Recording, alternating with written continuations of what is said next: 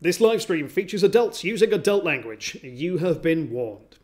Good evening, and welcome to Comic Relief Plays Dungeons & Dragons 2, the second one. I'm your host and Dungeon Master Paul Foxcroft, and tonight I'll be guiding a team of Britain's best and most available comedians through a fun Dungeons & Dragons adventure. If you're new to D&D, let's establish what that means. Dungeons & Dragons is a collaborative storytelling game. So the players will each be playing one character and deciding what they do throughout the game, and I'll be playing everyone and everything else that they meet in a thinly veiled live showreel.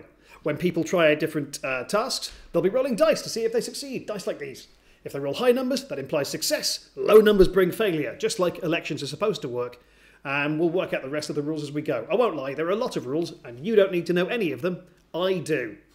Plus, everything we raise tonight goes directly to Comic Relief, so that Comic Relief can help the most vulnerable people in society through the hardest months. And it is winter after all. It's an important time for your donations, so anything you can give will be tremendously important.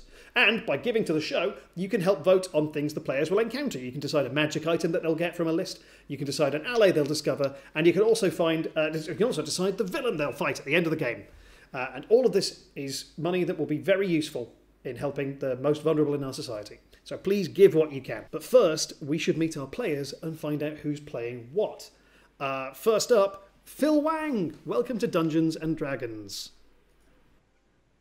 Hello, Paul. Hello, fellow fantasy heads. I'm Phil Wang. I'm a comedian and escapist. And tonight, I will be playing Bruce Lee, the sorcerer orc who is dressed in the Game of Death outfit that Bruce Lee wore in Game of Death, and the outfit that I wore in my highly unsuccessful Taskmaster bid. Lovely stuff. And what can you tell us about Bruce Lee? Maybe two facts about Bruce. How does he live? What are his hopes and dreams? Bruce Lee is not very clever. He's a sorcerer. He's good at magic, but he's kind of a dum-dum. He's just very powerful, but he's got no the finesse. unattended fire hose of magic. That's right. He's a bumbling dragon. Enter the bumbling dragon. He's descended from dragons, and he goes on about it a lot. Excellent. Good to know. Next up, Sally Phillips. Hello, and welcome to the show. Hello. I'm Sally Phillips, and I'm an actress. Which sounds like a swear word. And I am playing Squirrel Delph, who is a wood elf, a druid of the wood elves, and speaks a little bit like Kate Blanchett, a bit drunk at a bar. And Squirrel Delph is stout but speedy. Skitters around woodland and can speak to the nuts of wisdom and turn into a bee at will. And she can also use moon power like a massive gun. Precisely. Watch out. Next up, we have James Acaster as, disappointingly, not Acaster. Instead, a paladin. Hello, Paul.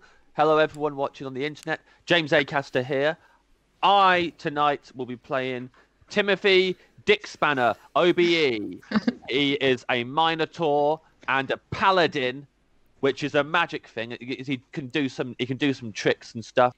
He's got a magic golden dart of the bull that he can throw at people, and he worships the one true god, Jim Bowen, and all things bullseye. Can we explain a little bit about the god Jim Bowen for, say, viewers who are under 30 or in America?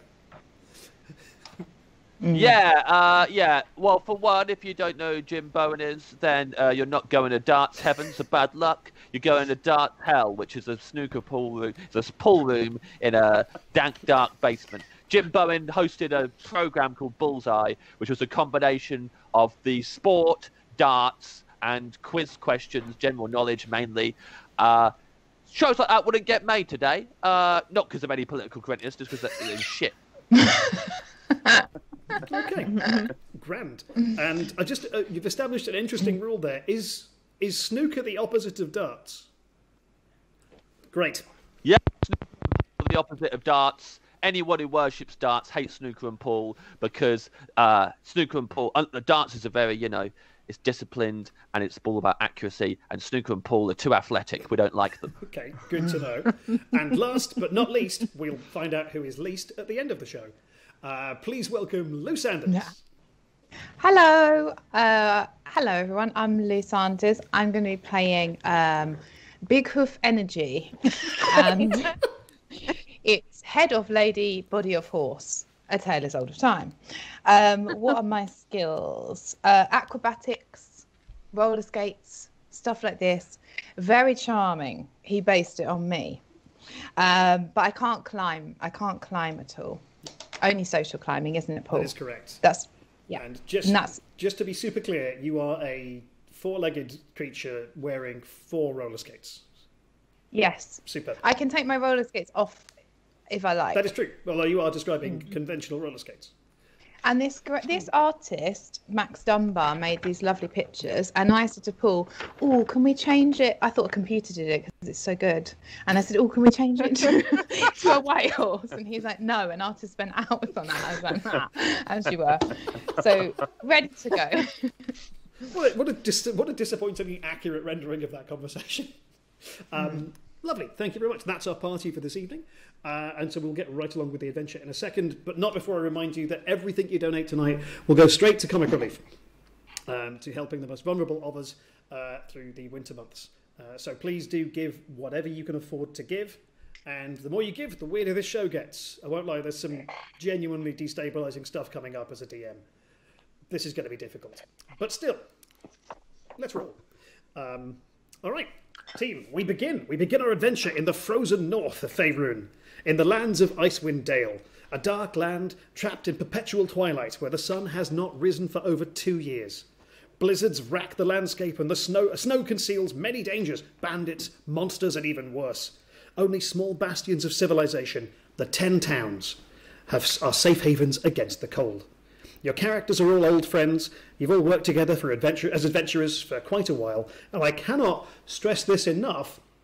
You are a team that works together, unlike all the other panel shows. Just to be super clear.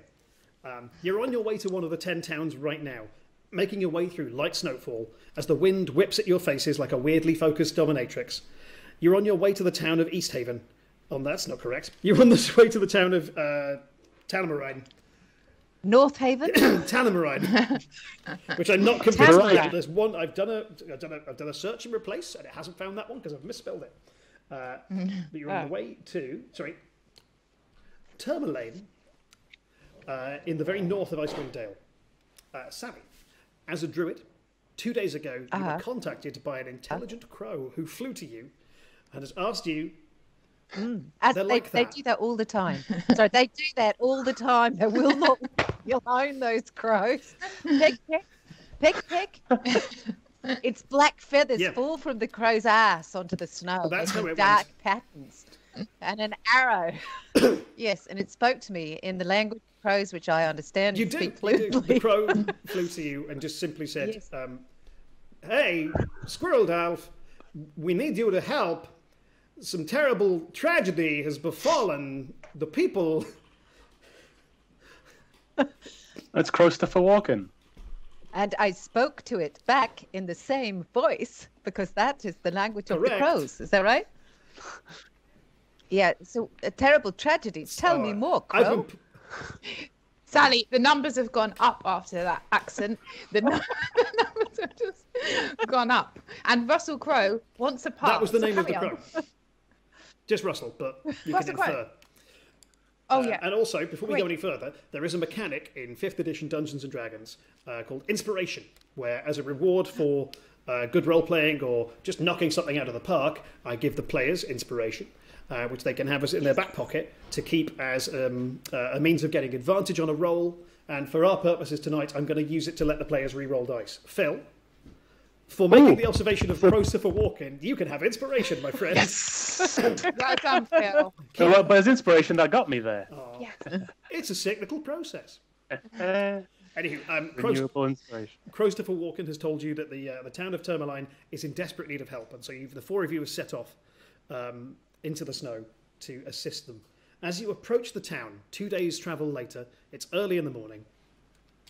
You can see that there's heavy snowfall, and you can see just ahead of you the town peeking out of the distance, and you can see there's weird little red orbs on some of the buildings, like decorations strung up. And you realise that this, today in fact, is Winter Shield, a celebration of community in the depth of winter.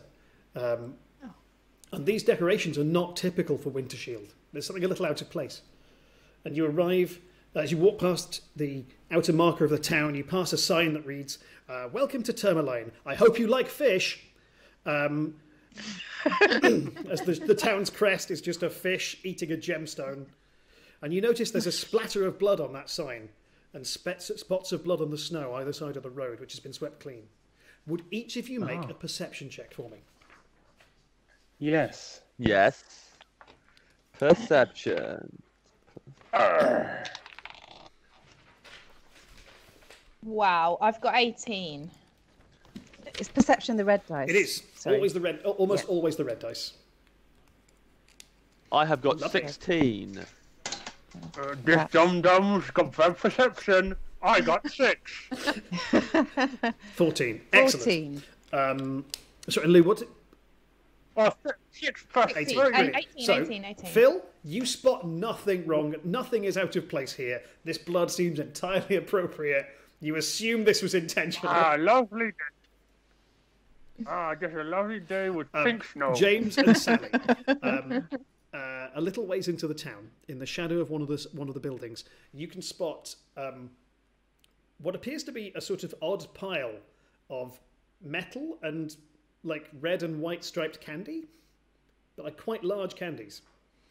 Lou, as you got 18, you can see the same pile of candy. You can also see a second one on the other side of the road, and you are aware that the two things are moving slowly. They're not piles, they're coherent entities. They're not only moving slowly, they're waiting for you four, and they haven't realised that you've seen them yet.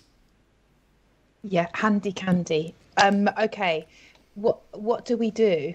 Should I make a decision? Nothing. Everything's fine. What you could do is you could relay this information to the group and then work out what to do. Listen, guys, important information. The candy is moving and it is waiting for us. Big Hoof Energy, have you been drinking? Not enough, actually. I've forgotten your squirrel door.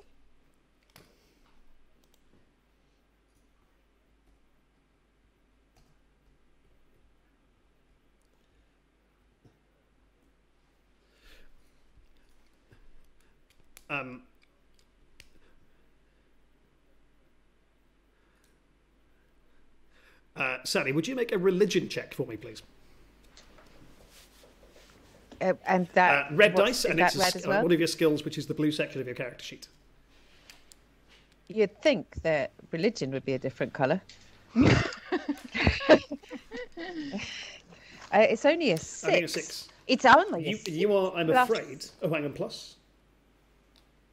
Plus what your religion is. No, okay, carry on. Plus what your religion is, no? Or is that 6 in total? What? Oh. You know your religion, is it plus whatever, plus 3, plus 4, plus whatever? Oh, plus... okay, I understand. Okay, religion. Religion plus 2. 8. Okay. 8. I'm making that 8. You have not heard of the figure known as Father Christmas. There is no. You are not familiar with those legends. I figure. No, Yeah. I'm not. Oh, But I dear. can tell that this is elf handiwork. These little candy canes. I just know that an elf has had something to do with it. Yeah, you are. But it's aware. bad. It's a bad. Yeah, I'll say with that role, you are aware that candy making is a traditional wood elf profession, but these are made wrong somehow. The spiral of the candy is going the wrong way. It's a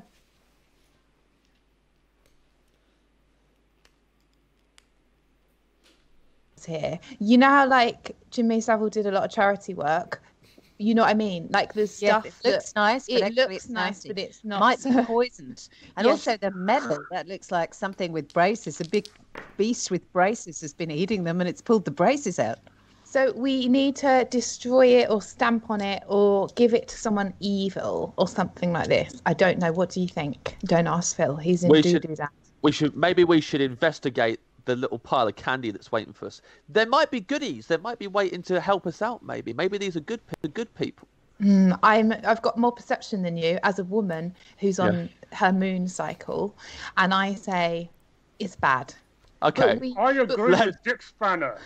I'll tell you what we can do is that what the Siberian shamans do is they feed poisonous mushrooms to reindeer. The reindeer absorb the poison, and only the hallucinogenic effects of the mushrooms come out the other end, and so drink the urine. So I suggest we take these candies, we feed them to a beast of some kind, maybe Phil. He won't notice any difference. And drink his urine. Yeah, and drink his urine. I perceive nothing wrong with this plan. It was only a matter of time before we were suggesting to drink Phil's urine. We have been on the air for just under 20 minutes, and it's already come to this. What do you think of that as a plan, Paul? Are we allowed with you? What if that was a plan? Okay. Luke, here's what I want you to do. I want you, 3 bullet points. I would like you to summarise the plan as you understand it. Okay. Get the candy. Yeah. Feed it to a beast, Phil. Dum. Wait till he needs to go to the toilet and drink his urine. Actually, now I say it like that, I don't think it's the best And yet, plan. it's exactly what you're going to do. We play with live ammunition here. Okay. So, who of you is going to approach the candy first? Well, it was... Sally's idea. Yeah. Oh, she's not called Sally, is she? Squirrel Delph. Squirrel Delph, and I'm also able to hide very easily behind other people. So if I might get a leaf. Squirrel Delph, your dog in the background is just cleaning its bits, and I think that It's okay. It's obscured on the screen by character art, so the only people who can see that are us. But rest assured, viewers at home, there is some stuff happening Right out of behind shot. that, there's a dog licking its nuts. Entirely appropriate, and that's why she has a little eye infection there. So okay, I'm going to pick up something natural like a handful of snow, and I'm going to hide behind that and go up. I'm going to approach these piles of candy infused with metal that are moving towards us, and I'm going to see if I can capture one with one of my tools. Have I got any tools, You've got Paul? some tools. There's a green section of your character sheet which details all of the items your character is currently holding. Meanwhile, I've just remembered that I had a different voice for my character that distinguishes me. So stay tuned for that, because that'll be coming up next. Sally, while you're having a look at your inventory, would you make a stealth check for me? Oh my God, I've got the armor of the beast, whatever that is. That's amazing. I can put that on at any time. Yeah. I'm wearing it.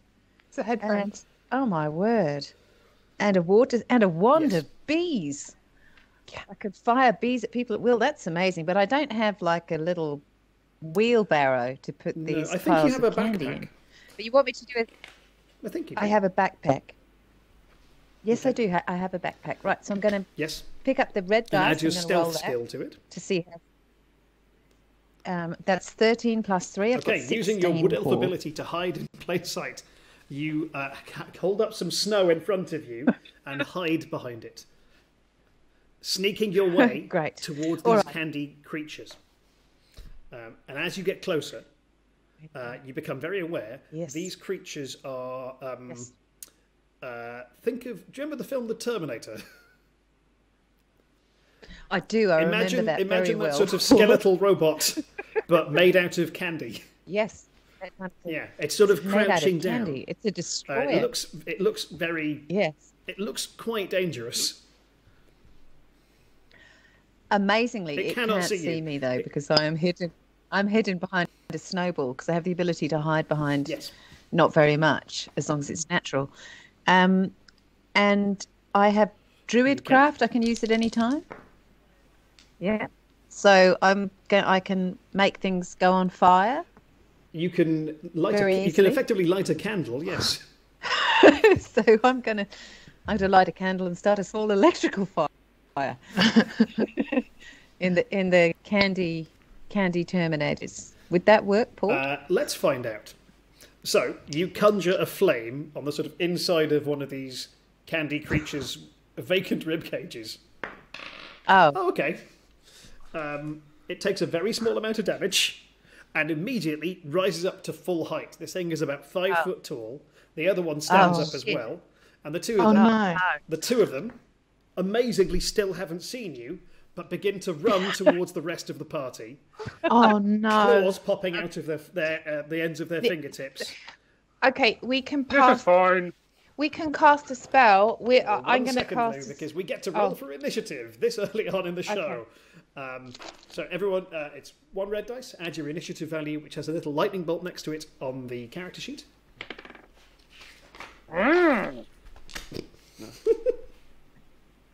Ah, I lovely. have 14. Thank you, Phil. James, sorry, 18. Lou. 19. I don't have any initiative on this sheet that I can see. It's On the right hand Spike side, combat. Middle of the page. Middle of the page. Right hand side. it's got a Right. lightning symbol. Oh, okay. I have got 4 total. I rolled a 1. Ah. Okay. So, Lou, on initiative 19, Yes. these two creatures are barreling towards you down the street. They've completely run past Squirrel Delph Yeah. and are rushing towards the three of you. It looks very much like they are intending to attack. Until they see me swizzling around on my roller skates, and they think, "Well, we can't kill such a talent." Or do I need a spell as well? No, you can make an acrobatics check for me. Okay. To see what kind of rad roller skating tricks are you pulling?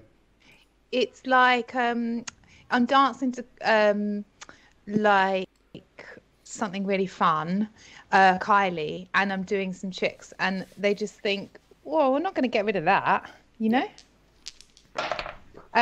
Oh dear, or are they? Because 7. 7. Okay, so Yeah. you are. I'm going to say you're distracting rather than elegant. And that's There's a real, like, you know, when and in a Hanna-Barbera cartoon where a character runs on the spot for a minute and their legs become blurs. That's Yeah. happening. yeah, However, sort of like a child having a tantrum. Yeah. you do successfully mean they won't attack you. They are instead going to attack Phil and James. Okay. Speaking of which, James, on initiative 18, it is your turn. What would you like to do?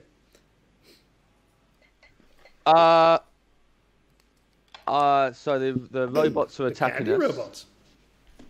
The candy robots. Well, can I attempt to eat Yes. them? I would like to attempt Excellent. to eat one of them, would please. you please roll for me an attack as if you're using your sword? Yes. Ba, ba, ba, ba.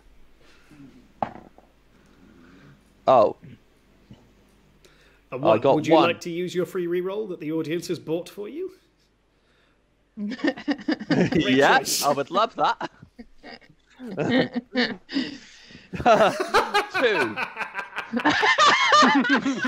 Okay. As Twice one as of the good. monsters barrels towards you, instead of drawing a weapon or raising your shield, you simply open your mouth real wide and lean towards it. And that is apparently your entire turn. The monster, however, instead of conveniently diving into your mouth, takes a swing at you. Oh, now I have a 1. And trips, falling into your mouth. That's good. Can we save him? This monster has tripped, fallen over, and has placed its comparatively small head directly into Timothy Dickspanner's mouth. Bullseye! James, would you roll for me a d6, which is the blue ones, and add your strength Yes. modifier? Oh, Jesus Christ, your strength modifier is 4. So add your strength modifier to that. Rolled another 1 over here, so I'll be adding a 4 to that. I'm 5. doubling that as these things are vulnerable to biting because they are essentially lovely. food. Next up, Phil. The second one of these is running towards you, and you've just seen a really inept series of choices result in Timothy Dickspanner biting the face off of one of these monsters.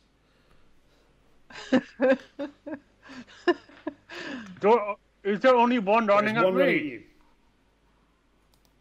Aha! A challenger! Well, even a dum-dum like me knows that robots are sensitive to electrical shocks.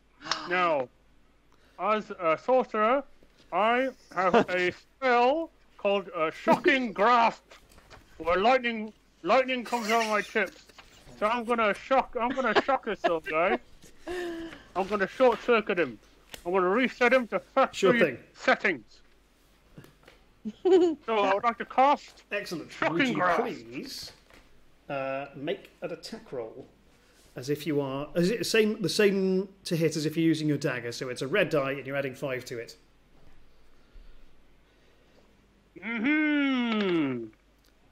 12 plus 5 Oh, that is a hit. 17. And if you could please roll, if you could roll for me 1d8. The green ones. Guy, The yeah? green ones. Yep. Oh yeah, Yes. green like me. Okay. Sorry, what? Oh, 8. Superb. You have correctly inferred that these things are vulnerable to electrical damage, so we double that to 16. As you stretch out with your hand, punch it with the palm of your hand in the chest, lightning flashes out, and this thing falls apart in front of you. Just shreds. Yeah, not so dumb now. That was going to be its turn. Next up is Squirrel Dalf. These things have run past you. Timothy Dickspanner has one partially in his mouth, and Bruce Lee has just shattered one to pieces. What would you like to do? I don't know. Danger is over, Paul. I feel like this is no longer a threatening situation. One is headless. One has been shattered to pieces. I suppose if they need my help, I might turn into a hawk and pick it up, and then the remaining headless one up and fly it to the edge of a cliff and then drop it a great distance. I like this move. As a bonus action, you use your druid wild shape ability to turn into a hawk. Does it run out my capability? For 2 hours in game.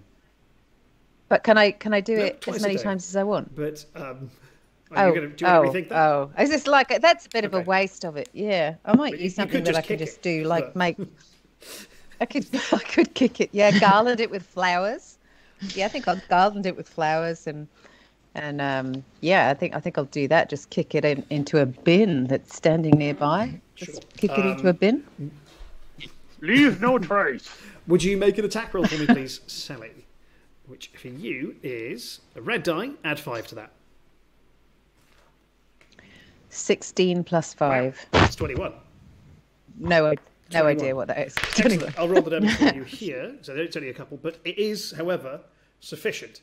As Timothy Dickspanner, what you see is this thing flailing around trapped in your mouth, and then out of nowhere, you just watch a snowball bob towards you, apparently unaided. And out of nowhere, Squirrel Delph appears and just kicks this thing in what would be its junk. But in actuality, there is none, shattering its lower torso, and the candy robot falls inert, hanging out of your mouth. Its skull is in your mouth now, and you realise it's going to be hard to get that out. And as the sounds of combat vanish, as silence pervades over the scene, you hear a voice from within the town, just going, "Hail, Squirrel Delph! Is that you?" And you see a young half-orc Hi. approaching. Watch it. Oh no, not him. Yeah, you remember me from that thing. Oh God, not him. No, hide me. Big hoof energy. Not a young orc, a hand. Thank Valkyrie you're here.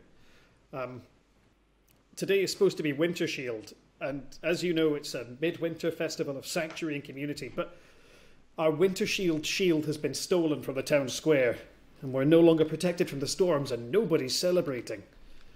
We need you to get it back. Oh, all right. Should we do that, guys? Do you fancy a bit of another adventure? I mean, Yeah. I feel that those candy robots didn't even stretch us. I feel it's insulting, really, that they came in our direction. This sounds like just the sort of thing we were looking for today. Exactly, a proper challenge. So tell me, half-orc guy, who I vaguely Or- remember meeting at a party with a load of Orus. My name's badgers, Orus. tell me, Yep. Horus, hey Horus, tell me, how big is this shield and where's it gone? Who Well, took there's it? Do you been, know? As you know, we're a principally fishing village, but also we dabble in mining. I know that. Aye. You dabble in mining. Some of the All right, miners, interesting. one of the dig sites. I could turn into a squirrel and I bury remember, you stuff. showed me that time. Yeah. Did I? You must have been drunk. Some of the Must have miners been unearthed something at their dig. Something weird and ancient, and whatever it was, it and its minions, these things, these weird robot things, came to town 2 days ago. It killed some of the guard and took the winter shield. And then some of its servants put these weird red lights up everywhere. And since then, it's been horrible storms the whole time. It's been below freezing all the time in the village. We can't get warm. It's not long before people are going to start to die. Sugar. Okay. Are you What- consider changing energy If only provider? we had that option. Yes. Well, is it to do with the colour of the red lights? Because, should we change I the don't Just know. change the colour of them. Well, we the- could give it a try. The only thing we do know is that it left that, and it points to the wall of the town hall, where you can see in 6-foot-high letters, carved as if with massive claws, is the word Krampus. Krampus. Krampus. That Oh, I know what Krampus is. Krampus is. Krampus is a baddie at Christmas. It's a Christmas there's a horror film called Krampus, and it kills people at Christmas time if you're not good and stuff like that. Like the opposite of Santa Claus, like a Right. horrible Christmas villain. So we need to reopen the mines. Nope. Is that right? We And need get to the go into shield the back. mines and get the Yes. shield back. Mine's already open. Okay. Okay. I was thinking of Maggie Thatcher. So That's- we need to that's go a whole into the separate mines quest. and get. Yes. in terms of the weather, my young half-orc friend, I believe I have powers over the weather. I speak fluent nature. I'm friends with the fog. And I believe that I may be able to help you here. I may have some knowledge about what the heck is going on with these little red orbs. But I can't for the life of me see. What are they? Should we go and have a look at the red orbs and see what they are? See if we Yeah. can, Yeah, and then absolutely. go and get their. In fact, James, would you make a Yep. religion check for me, please? Sure. Religion. I worship Jimbo in. Here we go. 7 plus 2. Okay. Oh, because 9. that would have been a failure, but you are Bowen Sworn. So you recognise that. Yes. You're not clear on the origins of this, but the Krampus is part of a religion known as the Virgonites, who worship John Virgo, the god of snooker. Damn, that's the worst religion. That's basically that's Satanists to Christians. They're the worst. I hate Virgonites. I hate them with all my heart. They go around with their pool cues, even the weird ones that you rest other pool cues on top of, and they're the worst people. They don't let you. They put their money on all the tables so that you can't get to it. And there's a whole queuing system that no one understands, and they do trick shots all the live long day. If they've been invading your village, we got to see them. Hightail it out of here. I will not have them. Those red lights probably represent all the pool balls. James, as you The say Red that, Bulls. Ah. you realise that there are about 10 red lights for every 1 green and 1 blue and 1 brown. Ah. Yeah. All the other. Yeah. Right. I know it. These are snooker ball lights. We need to get rid of them in a very specific order. And Ah, the rest of yes. you, would each of you make a history check for me, please? I'd love to. 10. 14. Okay, Lou, you 16. are not familiar with this legend at all, but Phil and Sally, you are both aware of an ancient civilization that used to live on these lands, like centuries ago, called Netheril. And that the Krampus was a type of devil that they used to bind into service to kind of keep order during the holidays and make sure everyone kept to the old ways. And it's possible. It sounds like one has been released after centuries upon centuries of being trapped in something, and it's gone a bit wrong. Oh, yes. I know this Krampus well. Every young orc is told the story of the Krampus. We must defeat it. It is very dangerous to have the embodiment of a bad Christmas spirit wandering around. It is like the opposite of a John Lewis advert. John Lewis, of course, is a very famous. But how do we? The sorcerer John Lewis. How do we fight the Krampus? I vaguely remember the story, but I've eaten a lot of strange fungus, and I can't remember exactly the details. But how do we fight the Krampus? How do we, if he's a devil, how do we? I bet he hates joy. I bet he hates joy and light. I'll tell you what he hates. He hates darts. If he's working for the Burger Knights, he's working for the Burger Knights. He loves pool and snooker. He will absolutely hate darts. And if I get my dart of the bull anywhere near him, he won't stand a chance. You dart him. Dart him. I reckon we should spend a bit of time whittling and smelting and making our own darts, don't you? And yeah, it shouldn't just be me who has darts on this quest. We'll all need to be as it darted happens, up. one of the miners made it back to town with a magic item that he'd found in the mine. Before he died, he gave it to me, and I'm giving it to you now. And I believe that magic item is... It is, according to the poll, which closed, the magic item the audience has chosen to give you. Oh no, isn't the one I spent 4 hours writing. Son of a... It's the endless... It is the carton of endless milk. Is it Of course it's a carton of endless milk. I'm so excited. That's fantastic. But if someone's lactose intolerant, that could be very dangerous in the wrong hands. Even with my perception skills, I perceive that Paul has not written enough about the carton of endless. The Wand of Chaos was a 6-page document that I'd researched. I spent so long on that. Anyway, which of you is accepting the carton of endless milk?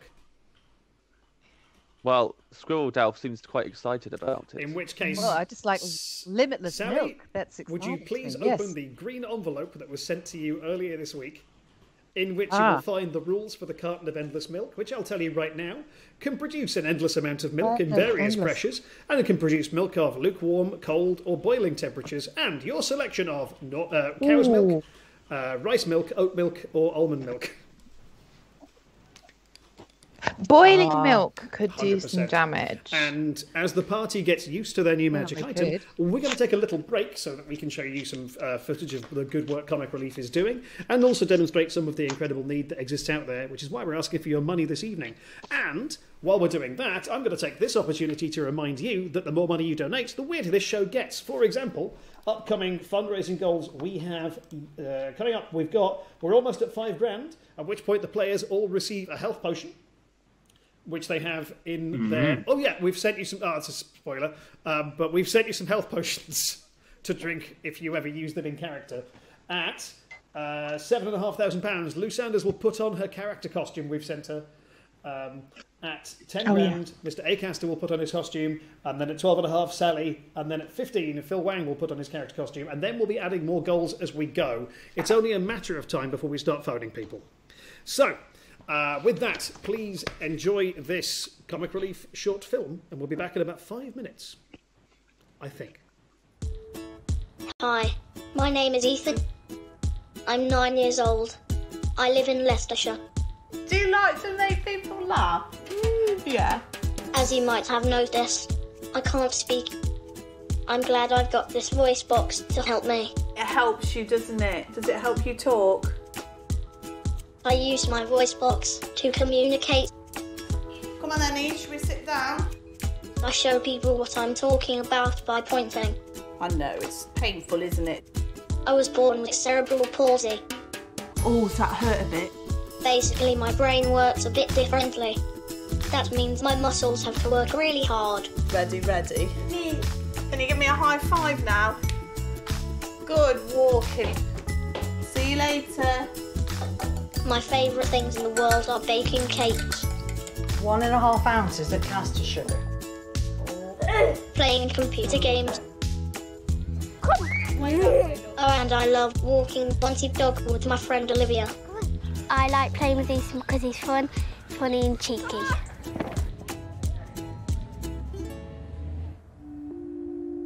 When I was small, I couldn't do things that other children could, like sitting up by myself and walking.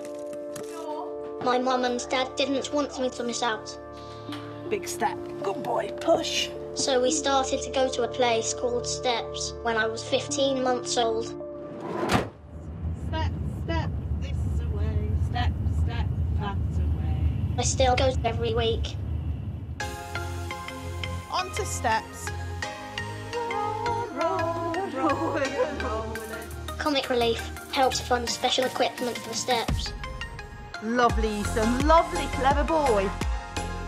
to help me and my friends get stronger And 1, and 2. and learn new things Ready, steady, go. whilst making friends and having fun. Yes! Yes! I couldn't walk, Clever boy. but I took my first steps by myself at 4 years old. I love Steps.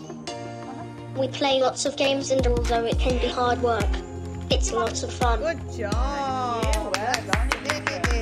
Steps is very much about helping the children achieve everything that they possibly can.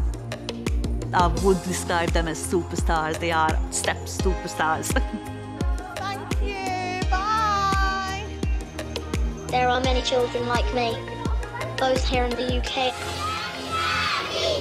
and around the world, that need places like Steps to give them the best possible start in life.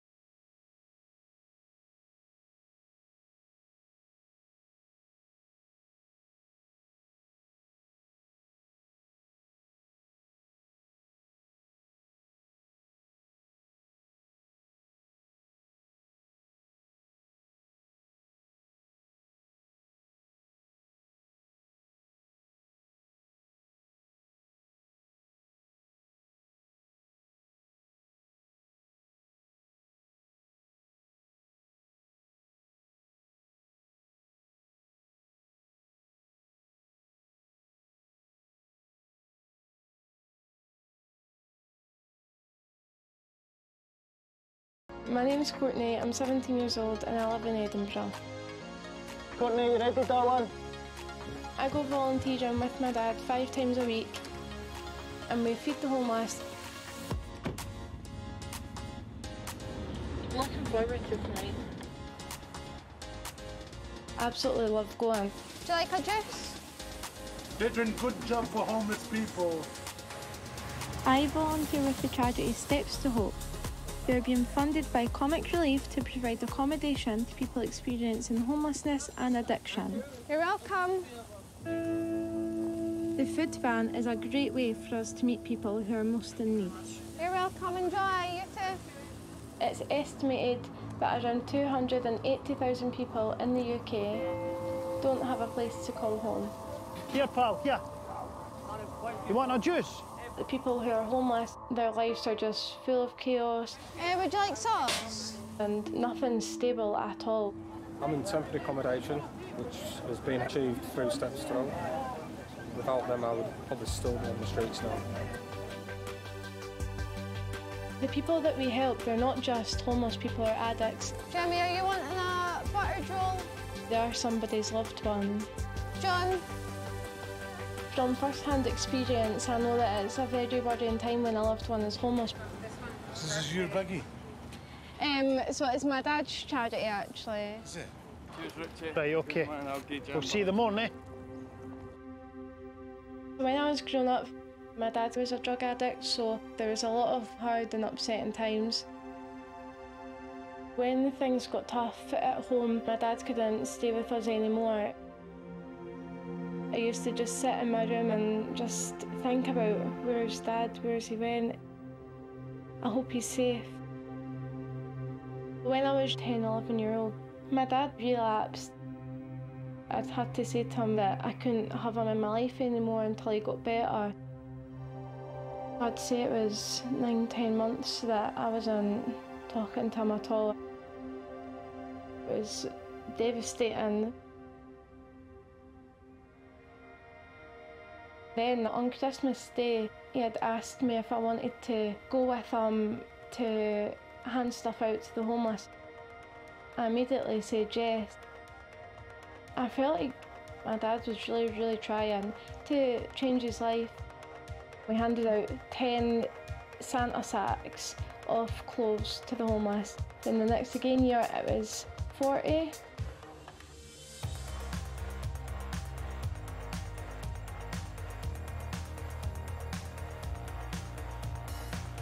We are now able to provide longer-term housing too. We've been doing a lot of cleaning today. We're just making sure everything's ready to move in tomorrow.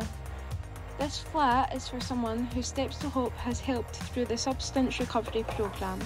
Having a roof over your head does open so many doors. People having relationships again with their family, building better relationships with friends. That looks nice. It's amazing. I am very proud of my dad. Home sweet home. He's been able to turn his life around and has now been able to turn other people's lives around.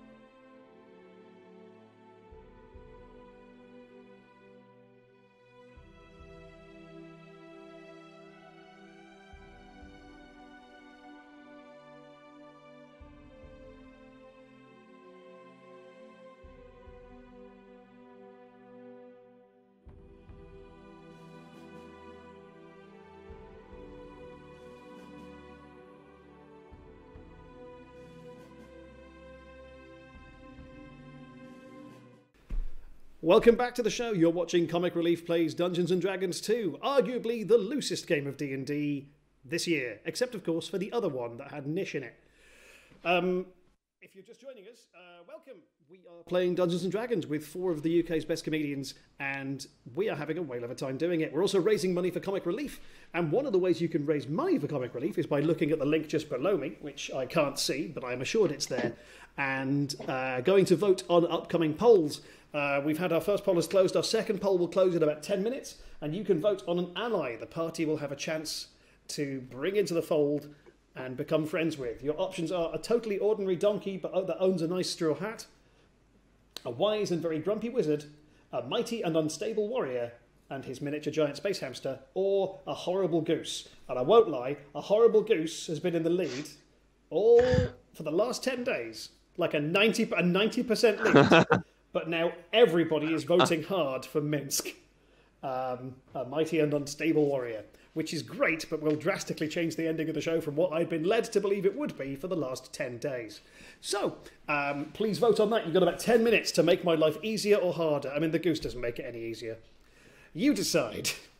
However, our party has been tasked with defeating the Krampus and retrieving the Winter Shield to save a town from the horrors of winter. And I am being told that... Oh, we have our first targeted donation thing. If you go... I don't know what these are called. They're donation targets. There's a specific goal. If you fill a £500 meter on the fundraising page right now, as soon as you hit £500, Sally will show at least one of her dogs to the internet. Minimum one dog. Yeah. I'll tell you what, I will add to that you can also, if you get up to, what should we say, £1,000, you can also give the dog a middle name that I will get put on the dog's collar. So, just to be clear, Yes. it costs £500 to see a dog, and then £1,000 for, now I think about it, a group of people to try and name a dog, but in a binding sense. I don't know how it's supposed to work. Welcome to the internet, fools. And Paul, what was the second part of that Comic Relief don't really want us to do? The thing that we're not really supposed to bring up was you had also offered to let the internet name your boobs. Yes, at the moment they're called Suckle Brothers. But if you can come up with something better for, let's say, 2,000. Cool. And I will also... I'm not going to brand them, but I will get a pendant. Okay, moving on. I'm really looking forward to that being cut out of the edit. But the party has set off. Oh, it is going out live. This is live. Yeah, this is live, right? Edited. Also, Paul, I can't reasonable. see you. Yeah. Does that matter? Yeah, I can't. I can't see Sally. I can't. I'm sat in a room. Yes. Okay. We're surrounded by quite a lot of candy canes. And a goblin. There's a goblin here. Right. You guys have set off into the wilderness. And as you make your way through the blizzard, your roller skates transmute into cross-country skis for a period of time. Yes. Making you... wow. Yeah, you have the boots of skating. You briefly... can you all make survival checks? Actually, tell a lie. Which of you is leading the party towards the mine? Who do you think has the best sense of direction? Is it Squirrel Dolph? I think it would be me, yeah. I think it's so I'm really enjoying Squirrel Delph's level of her. confidence in her own abilities. Yeah. She's Australian, you know. Yeah, I think it would be me. I think I'm one with the earth. Sure. And I think I have inbuilt inside me not only all kinds of other magic things like the ability to turn into a bee, but I think I naturally align north-south. I have like an inbuilt... Compass. Compass, that was the word I was looking for. The word that was coming to me was thermometer. You have a natural thermometer for north. That's how that works. So, Sally, would you make a survival check for me? And as you have a natural thermometer for direction, I will let you have advantage on this roll. So you roll 2 of the red die, and you keep the best one. And then you add to your survival. All right. Oh, thank you. That's extremely generous.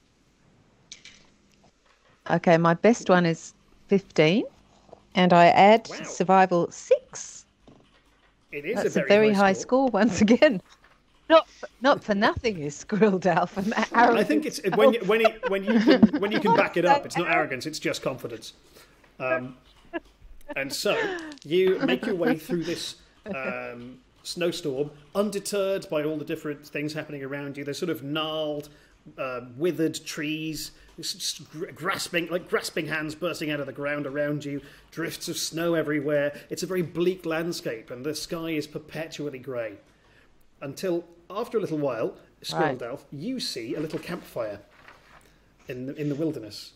Yes. And you can see huddled down next to it, trying to keep warm, is a goblin.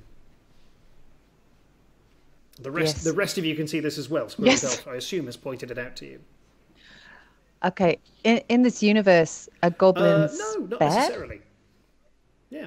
No, they're like friendly. They They're might be. not They can too be good, dissimilar they can from be elves, bad, they but can be, well, neutral. they can be neutral. They're It's just a bit. dangerous to assume that an entire species is purely good or bad, 100%, right? James. Well, very depends, well. right. Very good. It's 2020 Yes, as James, good as you can anything. have inspiration for the current wokest thing that's been said on the show.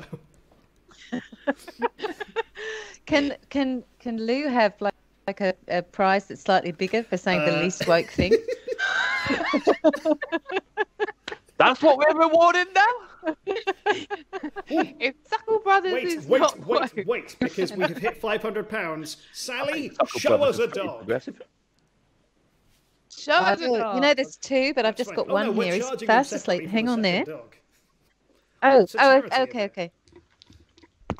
All right, audience, stand by for dog. 500 gold is a good price for a dog. Who is this?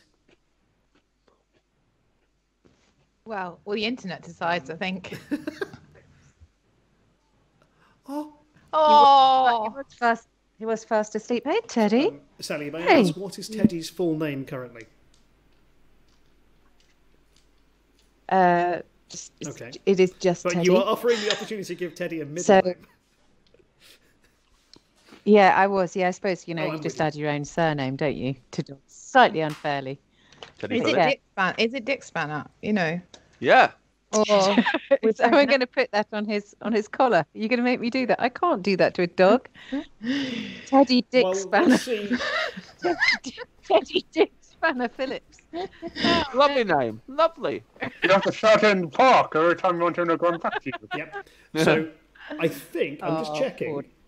So now it is a separate £1,000 goal to name this hound. Oh, okay. And I think what we'll do is, it is the middle name of the dog.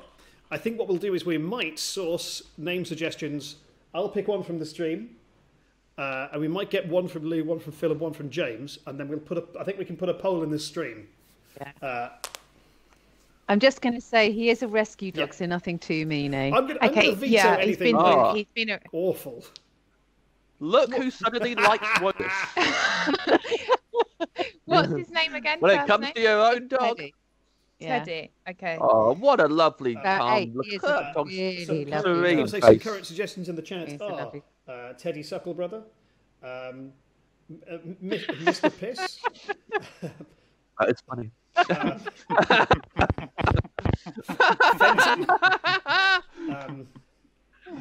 Oh, that's Yeah. good. That's really good. It's not as good as Don Mr. Piss, is it? Mr. Piss is a reference to the D&D show, which is weird. Don Potato, which is the name of a dog that David Reed played in my show. There's a few others. We'll come back to these. It's going to cost you £1,000, the audience, if that is your real name.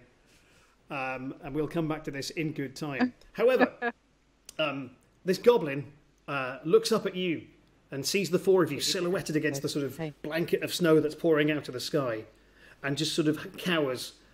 And it just makes it reaches its hand inside of its cape and pulls out a short sword and just puts the sword down and then backs away, holding its hands up and just kind of going, "Ah, I'm a goblin." Oh. Goblin speak.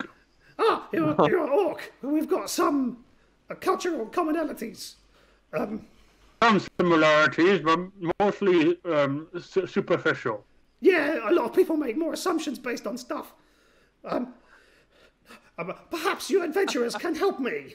A monstrous creature came through the snow and kidnapped some friends of mine. It put them in a bag. I'm a goblin. How do you get out of the back? You look alright. You are just... So I just hid behind a leaf. Oh, you know, I'm very good at hiding. Oh, really? I trained at Gullier. Do you know what I also trained at Gullier? Yeah, I also did that. So, Get a room, you two. yeah. So, yeah, interesting. What does everyone think? I would like to About hear this? more about this creature and what the creature looked like. It was massive. Goblin. It was like 10 foot tall. It had huge horns, like like 2 unicorns, and it had. That was. No, like different to yours. They were like swept back, like with gel, and. Oh, back with gel. Okay. Oh, I think he's describing Krampus. Oh yeah, it also had an ID badge Like, that read yes, Krampus. yes. I'm a goblin. Yes, he's describing Krampus. And so Krampus picked up your goblin friends and put them in a bag and ran off with them? It is the opposite of Santa because Santa's got bags of presents. Goblins. And he's got bags of I'm a goblin. goblins, yeah. Bags of goblins. So we And- need to find Krampus and free the goblins. And get the shield. Yeah. What can you I add cannot to the come with party, you. Goblin? I am a coward, but I can offer you payment now by giving you this. What payment? The mystery pouch, and he holds up a sort of a tatty sack that's got blood dripping out the bottom of it. Yes. And just he hands that to that who's is nearest, probably mysterious. Squirrel Elf.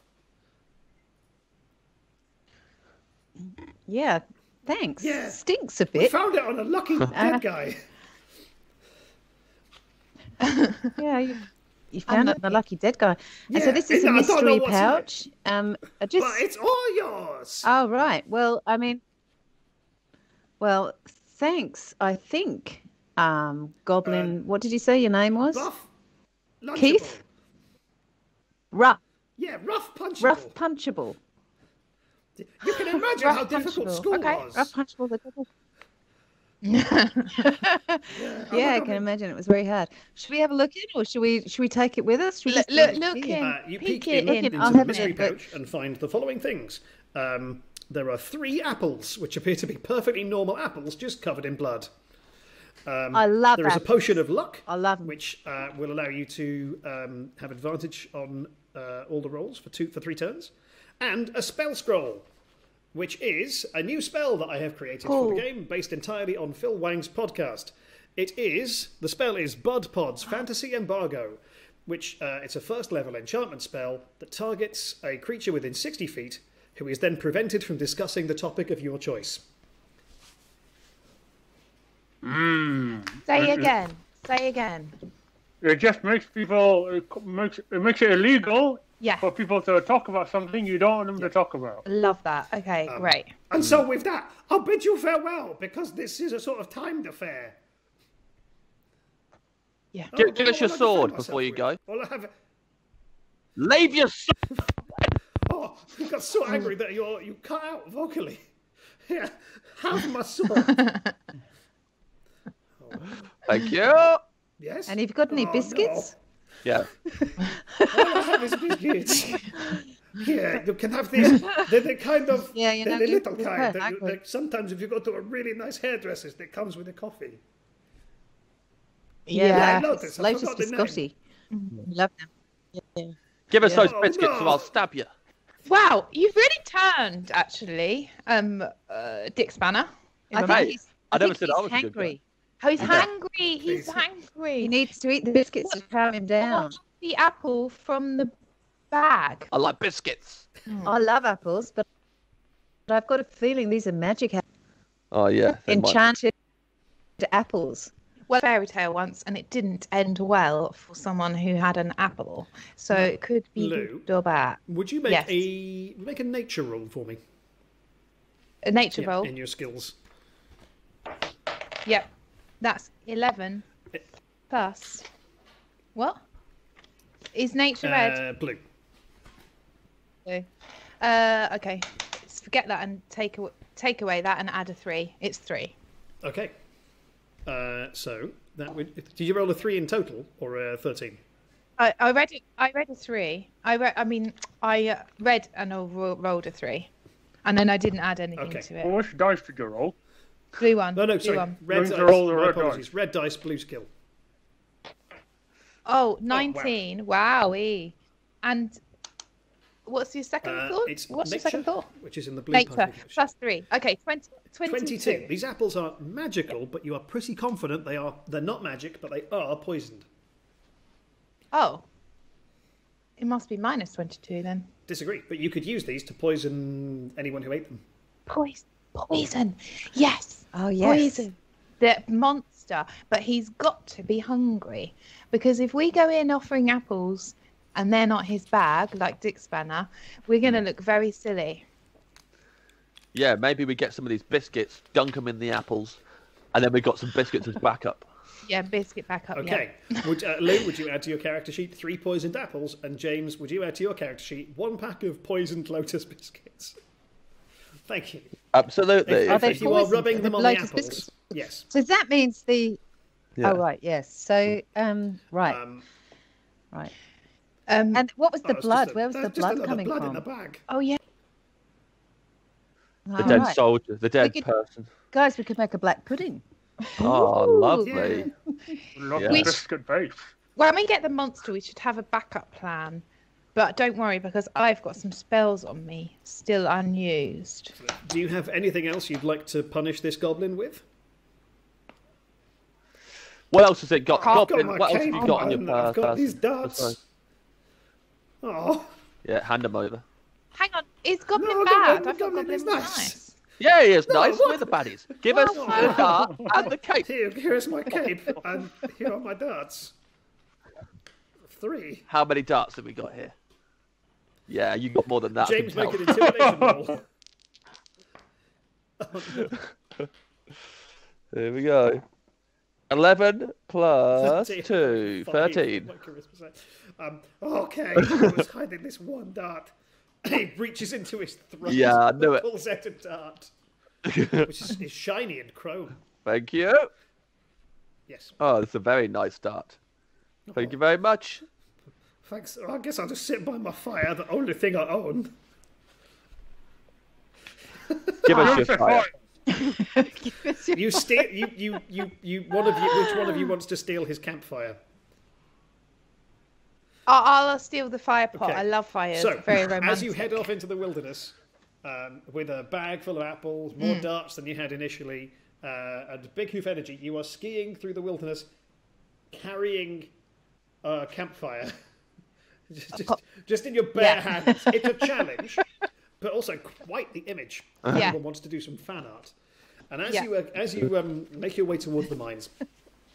You become aware that the environment is changing a little bit. The snow is different, like it's fluffier on the ground, and while it's still snowing about the same rate, the snowflakes themselves are much bigger and intricate, like a primary school art project, and they're kind of hanging in the air a bit more and squirreled off. As you look at the trees, you realise they're not the sort of gnarled, dead trees you were used to. These are lush and verdant, but they're a bit too green, and the trunks are like actually brown rather than just sort of grey.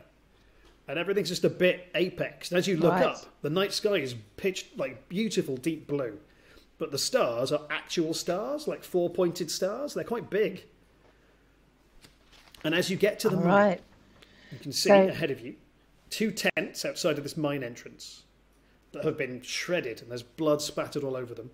And stood just outside of the front door of the front of the mine is a freestanding door made of gingerbread. All right. Well, I mean, there's 2 explanations for this, guys. I mean, either we're in some kind of Instagram filter, or this whole area is kind of enchanted. Yes, but there's blood, and I don't think blood is enchanting per se. It's suspicious. But it could be suspicious, or someone could just be having a very bad nosebleed. Yeah. I stepped right there. Time of it. Just a bad time of it, you know. Time of it. Yeah. Well, I think Dick Spanner loves biscuits, and we've got to stop him not eating the house before we know that it's because it might be bad. Who's eating the house? No, Dick Spanner loves biscuits, and so we've got to stop him eating the house. I'm eating so this house. there isn't a house. It's case it's literally, it's just a bad. door. The door frame is made out of like candy canes. The door itself is gingerbread. Yeah. The door handle is like a big Yummy, Werther's yummy. original. Yum, yum, yum. James. I'm going to use this cape. I'm going to turn it the other way around and have it as a little bib. And I'm going to eat this entire door. Well, I feel like we should do some investigating before you do that. We all heard what James said. See if we can turn around the So other if you, side look, of if the you door. walk around the back of the door, it's just the same. It doesn't lead anywhere. James, you approach the front of the door, Okay. give it a sniff. Leads, Well, leads you to a heart ascertain a attack, couple of where things. James is One, concerned. that this is all just sweets and gingerbread. Two, it's vegan. And you chow down. Now You take a big bite out of the door, and as you do, the door opens away from you, revealing to you, James, and only to you, a corridor, like a staircase descending down in a tunnel. Right? The tunnel itself, the cave it's in, is made out of quite a dense cake, like parking. And the stairs are like slabs of dark chocolate. However, the three of you, you don't see anything. The door is just closed. Listen, team, I think this Krampus guy is great. We let them do whatever they like. Everything's made of cake down here and parking. It's heaven. Oh no, you ate those biscuits. Pardon me? What was that, Bruce? Oh, it sounds like you've been eating poisoned biscuits. You're sounding crazy, man. Yeah, doobie biscuits. You guys can't see that? No, we just see nothing. One of you take a bite of this gingerbread door and tell me if you can see what's inside. Okay, I'll do Just that. say no. There's no persuasion at all. I have very bad Phil, short-term are you memory. biting the door? Excellent. As Yes, soon as you bite the please. door, one, it's really good gingerbread, right? And two, as soon as you do, you see the door open and reveal the same corridor I described to James. Oh wow! Hey, Dick Spanner wasn't fucking about. It's true. There's a corridor here with cake and chocolate steps. Okay, so then do You we? need to be very we- careful because chocolate is actually poisonous to some animals. How much of an animal are you, Big Hoof Energy? I'm half 50. It's 50 horse for me. Yeah. Bottom end. Bottom end. So, but I think horse can eat chocolate. But it's just whether we want to, if we need to stay. Well, I hate the girls being sensible. You know what I mean, and not having the gingerbread. I know. Do you know what I but mean? well, would you like to yourself. have the gingerbread and I'll just hold your hand and see if you can drag me through if it's real and if you're hallucinating. Then Yeah, that's a Sally, good you can idea. have You're inspiration for hallucinating actually a really good plan. Yeah. Yeah. Okay. So I'm gonna eat the door, and then I'm gonna try and pull you through. Okay. You like this gingerbread. Again, it is exceptionally high quality. And you're descending down. You're the first one to go down the stairs, yes? Okay. How and do you do on stairs with roller skates? Yeah, just use the Okay. stoppers. It's They're actually, skis at the it's minute. actually quite easier. Aren't they Yeah. skis at the moment? They're skis, As aren't soon as Change you them. step into the doorway, Lou, your skis transmute back into roller skates because that's safer Yeah. for descending stairs. Yeah. And you pull Squirrel Delph Squirrel Delph. into the corridor with you, and Squirrel Delph, you're now in this Yeah. underground cave of cake and chocolate. Oh, no way. This is amazing. A cave of cake. I've dreamt of this day my whole life. Well, don't get too it's parking. Don't get too I excited. must, well, I would like to take this somewhere else and bury it for the winter. Just some cake. Yeah, you get a dagger out Just of your some pocket cake, as and much carve cake as I out can. slabs of cake and put them in your backpack for later on. Shall we go down? Yeah. James and Phil, are let's you go following down. these guys? We're you're still going for working the on whole this door. Well, bring it Oh, with. hang on. We'll catch up with you. I still No, can't you can. see it, though. Once Can Lou I, has Paul? brought you through the doorway, I can now. you can now once see it. she's through, I But can like, see it. All it right. just looks like she's pulling you So into now a closed door. We and should then bring- It's gone. We should bring them with us. Tell them to bring the door if they want Hey. a snack on the way. Boys, just stop eating James, the cake. would you make James? Would you make a strength check for me, please? Just the orange bit Yeah, of your yeah, character sheet and a sure. red die. This doesn't bode well. But yes, 18. Okay, you just plus tear 4, the door 22. out of its hinges and bring it with you under one arm. Ah! It's easy enough to do. It's cakey. Come in. Also, Lou, It's a lovely snack. Lou will be Showing delighted to on know it we're on the £80 away Yeah. from you having to put a costume on. So if you're watching the stream Okay, and you want to see great. the Oh, that's costume good. items that Lou has available, £80. The costume. Yeah. Okay. So, hey guys, how about we sit on this gingerbread door and slide down the stairs on it? Not only will we get to the bottom quicker, but it'll be kind of fun and a bonding experience for everyone. What do you think? Or would you like to smack me in my squirrely teeth? I'll ride the door, sure, but afterwards. All right, that'd be great. We'd have warmed it up. Yeah. I'm into that. Let's do both. Let's ride the door and smack her. Okay. Yeah. There's got the four of you, one of whom has the lower torso of a horse, all get on the back of the gingerbread door, arguably ruining it, and slide down the rest of this somewhat steep staircase while all slapping Squirrel Elf in the face for reasons I didn't 100% follow. It's just because it's like a roller coaster. It's just a bit of fun, you know. We like it. Us woodland elves. And you Just a careen bit of a through laugh. the bottom of the stairs, Ow. it flattens out, and you Ouch. slide through, you smash through these two dark chocolate doors that have been barring your passage. And you erupt out of that corridor into a huge cavern of dark, shiny stone. The cavern is internally illuminated by an unknown method, and you can see it's full of abundant plant life. A wide river flows across the cavern from left to right, and you can see a large door on the other side. The river is about 30 foot wide, and flows from one cave into another cave, and is clearly a river of molten chocolate. There is a partially constructed bridge of spun sugar, and you realise as you stand in the room, all the grass and flowers that are in here are confectionery. There's also a couple of chocolate frogs jumping around, and more than a few fondant bees pollinating the flowers. Yes! Full Wonka. We've got full Wonka. Why say we just live here now? The four of us just stay here. This is what we've always talked about. For years, we've all been talking about places like this. Yeah. Let's just set up.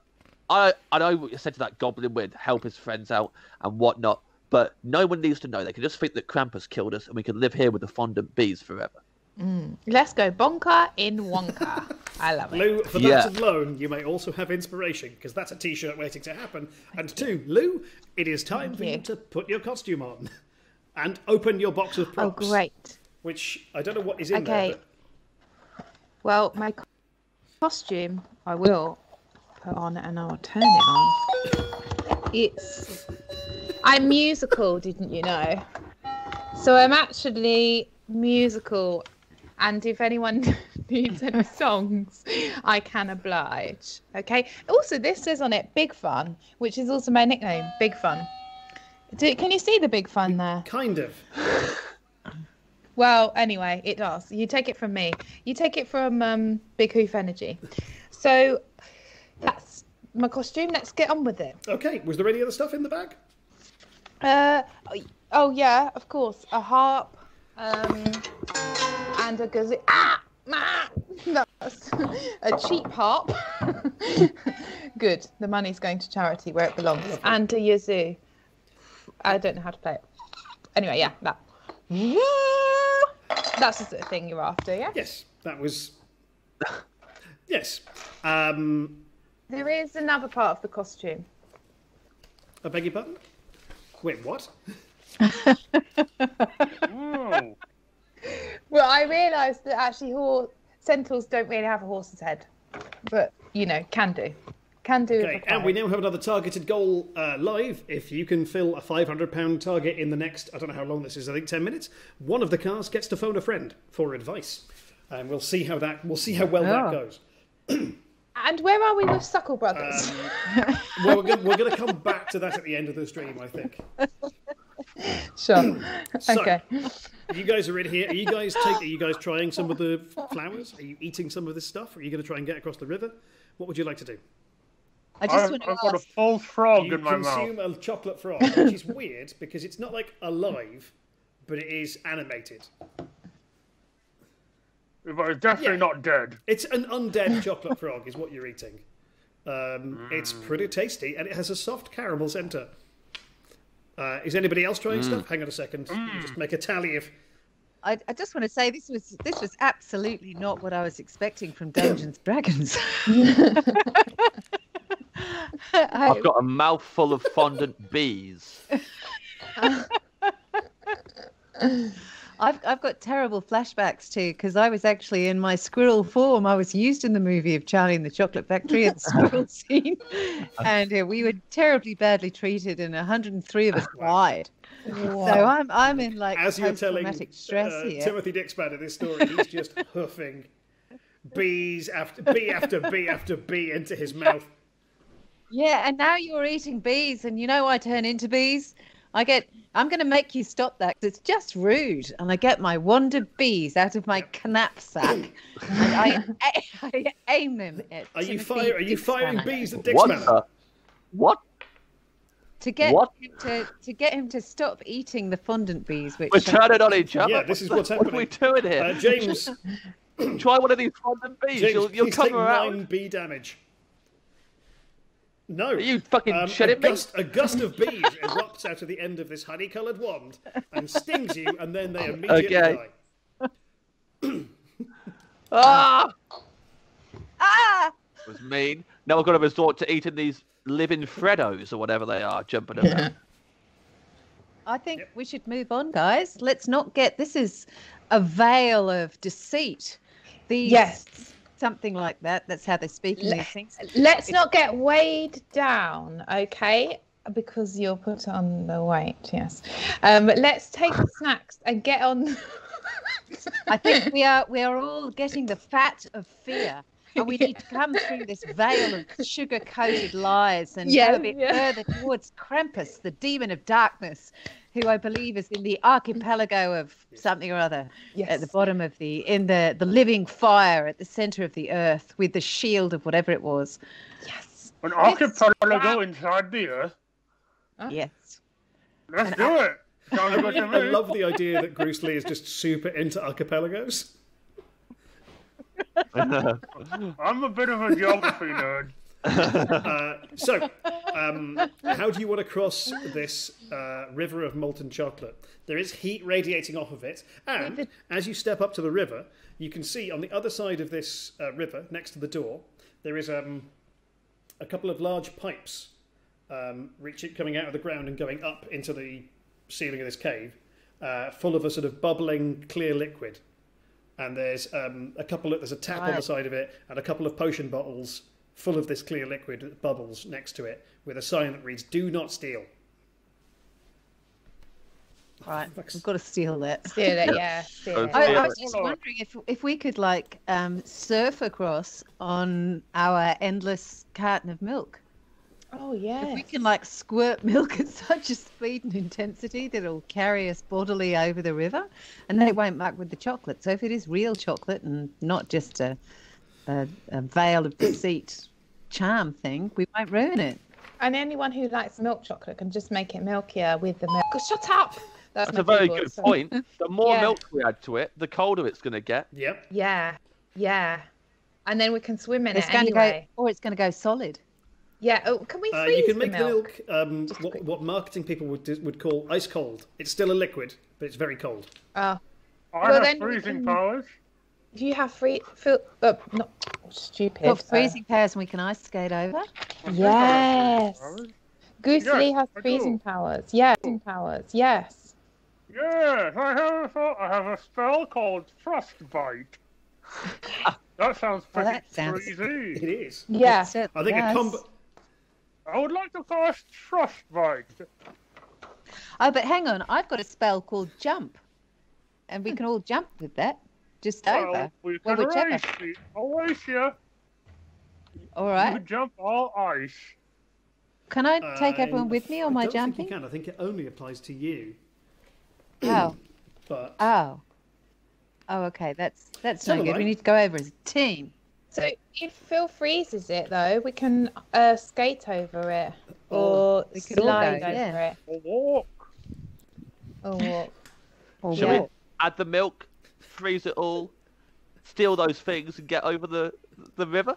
Yeah, and take some sweeties for the way. So, Sally, you open the endless carton of milk, and jet, I'm guessing, ice-cold milk into the river of molten chocolate. Which takes a little... It takes about a couple of minutes. But that combined with Bruce Lee repeatedly casting frostbite into the river, he's having to lean down to touch it, Augustus Gloop style. But getting chocolate all over, drenched in chocolate. You're a lucky soul. You are. Yes, you eventually, after about 5 minutes, you manage to A, slow the river down, and B, freeze or solidify, I should say, a crust of hard chocolate over the top of the river. So it's still flowing beneath, but there is, at least for the time being, a solid surface to walk on. I will cross last. You cross, I'll try and hold it, because it's precarious. It's not completely... Well, I think I'm the lightest. So, well, you know what? I'm just gonna. Yeah, you go. I could even I could even become a bee and go over, but I'll just walk over, just test the. Oh, you could have been a bee the whole time. Okay. I just go over and I see if it's. It'll take my weight. I'm going to change. No, I'm going to be my normal heavy self. I'm just going to walk over because you guys are quite heavy, just to see if it's going to. That's right. But oh yes, it's quite slippery, guys. Got to watch out. And oh no, I can feel it's beginning to melt this side. Yep. Oh, what? What? To melt this side. We need more frost. Chris Lee, come on. I can. Why you turn into a bee for now, just because otherwise you could have just making it harder for ourselves by melting it. That's kind of Paul's job. So Squirrel Elf is now on the far side. Do you want to have a look at this, Sally? I'll tell you this now. Yes, I am. I'm going over to have a look at the tube, the see-through tube, and the do not steal little vials, and it seems like it's a kind of, I don't know, alcoholic substance going up. Very clear alcoholic substance, maybe some kind of Arctic berry vodka. It is. As you look, there's some in the labels on it, and it turns out fizzy lifting Arctic berry vodka. There are 3 potions, or 3 potion bottles full of fizzy lifting vodka. Right. Now, fizzy lifting vodka. That sounds. We've already discussed Charlie and the Chocolate Factory, and that is what got them in trouble for drinking the fizzy lifting drink, and they floated up in the air, and then Wonka shouted at them at the end. Mr. Wonka to you. Yes, Mr. Wonka, friend of Mr. Piss. Okay, a massive chunk of chocolate breaks off and falls away into the river. So your little bridge of chocolate is getting smaller. Oh no! It's still there. Well, are we still Big Hoof Energy and Dick Spanner and Gross Lee? Yeah. Stay there, guys. I'm going to turn into a hawk and bring these little potions back. Oh, I love that. Okay, cool. Unless you all want to travel up in the pipe of fizzy lifting. What do you think? Shall I just bring you the potions? Or that's a pretty good idea. Bring us the potions. Okay. The potions. All right. Okay. So I open my knapsack and I steal the 3 potions. Yeah. I turn into a hawk. What you can do is you can turn into a hawk and carry 2 potions at a time across to them and fly back, get the 3rd one. I just think I'll put the potions in the backpack if it's all right by you, and then I'll carry the backpack in my incredibly sharp and strong claws. Paul, and then if normally this is kind of. Do we write this is sort of we tell you what happens. So, Squirrel Elf turns into a hawk and deposits a backpack at your feet containing 3 potions and a surprising amount of cake.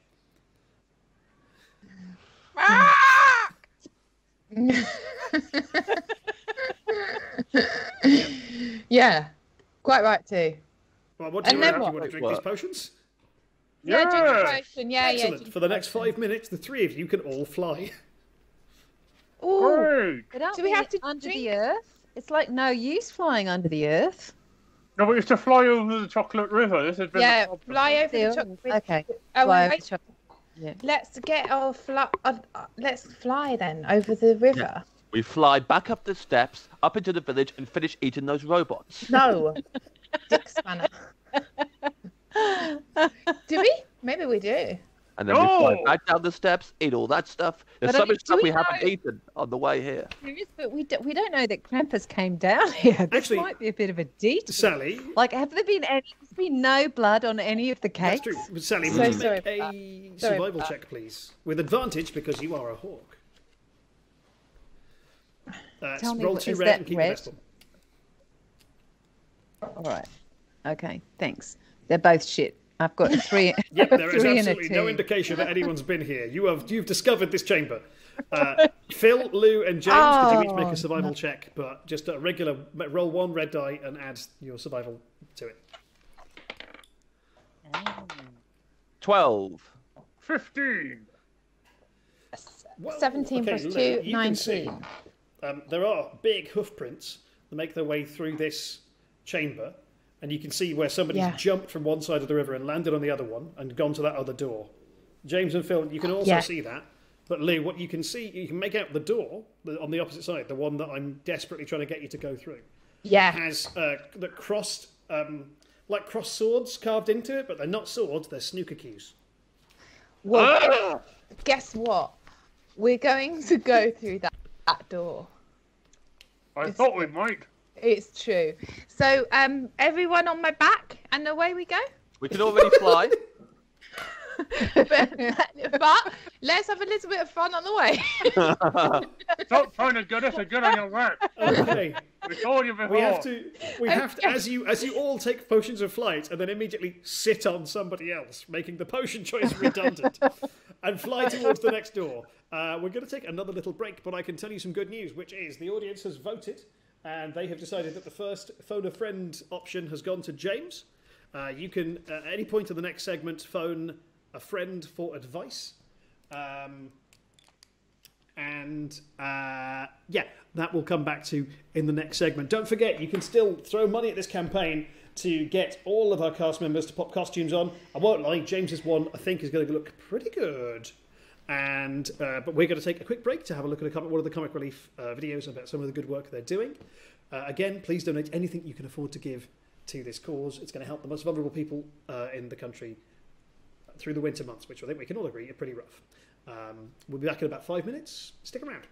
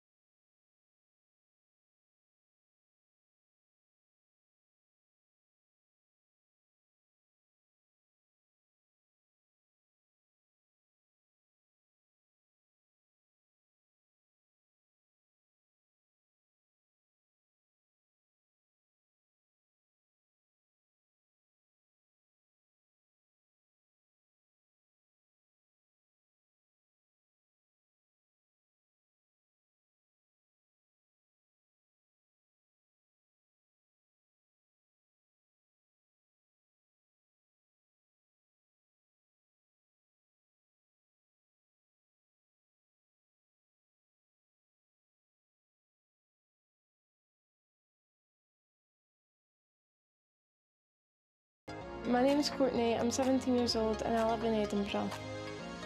Courtney, you ready, darling? I go volunteering with my dad 5 times a week and we feed the homeless. Looking forward to tonight. Absolutely love going. Do you like a juice? They're doing a good job for homeless people. I volunteer with the charity Steps to Hope. They're being funded by Comic Relief to provide accommodation to people experiencing homelessness and addiction. You're welcome. The food van is a great way for us to meet people who are most in need. You're welcome. Enjoy. You too. It's estimated that around 280,000 people in the UK don't have a place to call home. Here, pal, here. You want a juice? The people who are homeless, their lives are just full of chaos. Would you like sauce? And nothing's stable at all. I'm in temporary accommodation, which has been achieved through Steps Strong, Without them, I would probably still be on the streets now. The people that we help, they're not just homeless people or addicts. Jamie, are you wanting a buttered roll? They are somebody's loved one. John? From first-hand experience, I know that it's a very worrying time when a loved one is homeless. This is your buggy? So it's my dad's charity, actually. Is it? Cheers, Richie. Right, okay. Man, I'll get you. We'll see you in the morning. When I was growing up, my dad was a drug addict, so there was a lot of hard and upsetting times. When things got tough at home, my dad couldn't stay with us anymore.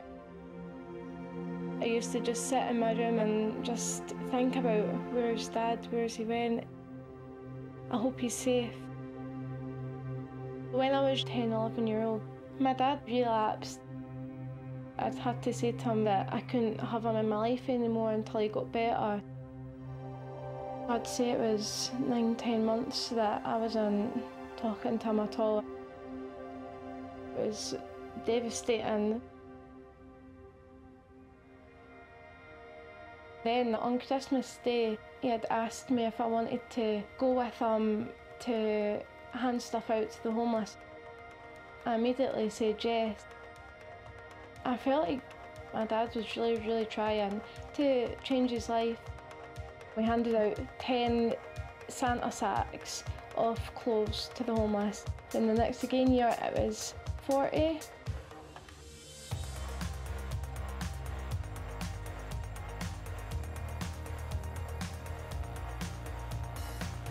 We are now able to provide longer-term housing too.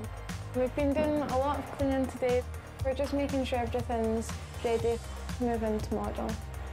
This flat is for someone who Steps to Hope has helped through the Substance Recovery Programme. Having a roof over your head does open so many doors. People having relationships again with their family, building better relationships with friends. That looks nice. It's amazing. I am very proud of my dad. Home sweet home. He's been able to turn his life around and has now been able to turn other people's lives around.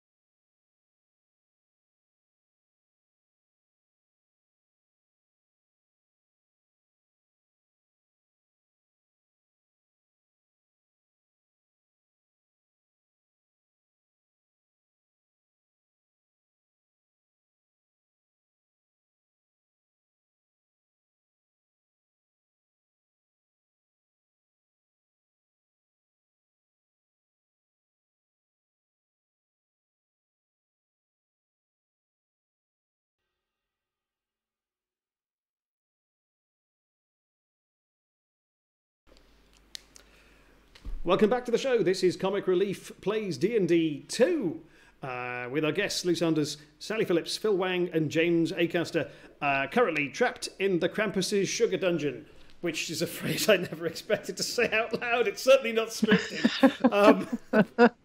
It's on every Friday. Don't forget, I misspoke, and I need the audience to donate £95 in the next 5 minutes to allow James Acaster to use his phone a friend option. I misspoke. I lied to you, the audience, because I'm untrustworthy. I'm a untrustworthy narrator. That's how it works. But also, don't forget, if you send us some more money in the next, this is the last third of the show, so in the next sort of 45 minutes, you have the option of getting Sally, Phil, and James into costume to enjoy that as a visual treat. And then we get to unlock the secret goals, whatever they may be. I have not been briefed. So, we've left the party in a massive cave of chocolate, 3 of them having just one, Sally, Squirrel Delph has turned into a hawk. Lou's character, Big Hoof Energy, Timothy Dick Spanner, OBE, and Bruce Lee have all drunk potions of flight, and now the 2 of them are riding on Big Hoof Energy, making their flight potions redundant, but I imagine making them lighter. Yes, and you gotta have fun where As you they can. cross the river and enter through the Virga Knight's snooker door into another corridor of cake. This corridor winds through... I've just punched the microphone by mistake, and I'm so sorry if you're wearing headphones. This corridor winds through the earth... Well, not earth, winds through cake. Again, this time it's not parking, it's a sort of Victoria sponge with a couple of layers of buttercream in it. And some jam. It's good. The corridor winds around and leads you through some double doors into a quite dark room. And you recognise that there's... the carpet is sort of red velvet cake, and there are a couple of chairs near where you are facing what looks to be a ramshackle stage.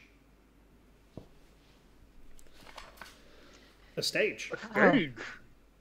This seems to have been some kind of venue for theatre or music.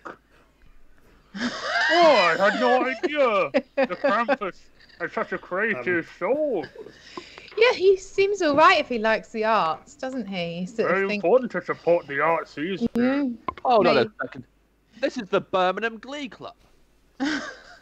This is the Glee Club made entirely of cake, guys. You are correct. It very it is well. a perfect replica of the Birmingham Glee Club made in cake. And as you recognise that, a voice rings out from the darkness, which simply goes, "Behold, I'm a goblin. Please take your seats." Oh. Oh, a show. Lovely. I'll New sit down. material light! The lights go out in your part of the room. The lights come on to the stage, and you see the curtains, which are made out of really big, I don't know, Twizzlers. They part, but not effectively because they're sticky, revealing a couple of goblins, 3 goblins, wearing red and green outfits with what look like tinsel tied very tightly around their necks. And they step forward and begin to your horror, they begin to sing. Bumper, lumper, doopity, boblin. I believe I have established that I am a goblin. Oh, I love it. And you know why it's tinsel? Because they're show business elves. Pragsy, bagsy, boopity, dipnapped, please help us. We have been kidnapped. Oh. I think you're trying to tell us something. They're quite literally working down the tinsel mines. Oh, no. So, James, we've hit that target. At any point, you can make a phone call to a friend of your choice to ask their advice for what to do. Well, whenever my team want that. Yeah. Call your pal. Behold! Behold, I'm a goblin. This isn't for reasons beyond my understanding. We are being compelled to ask you 3 riddles. If you get them correctly, you will free somebody from that jail cell over there.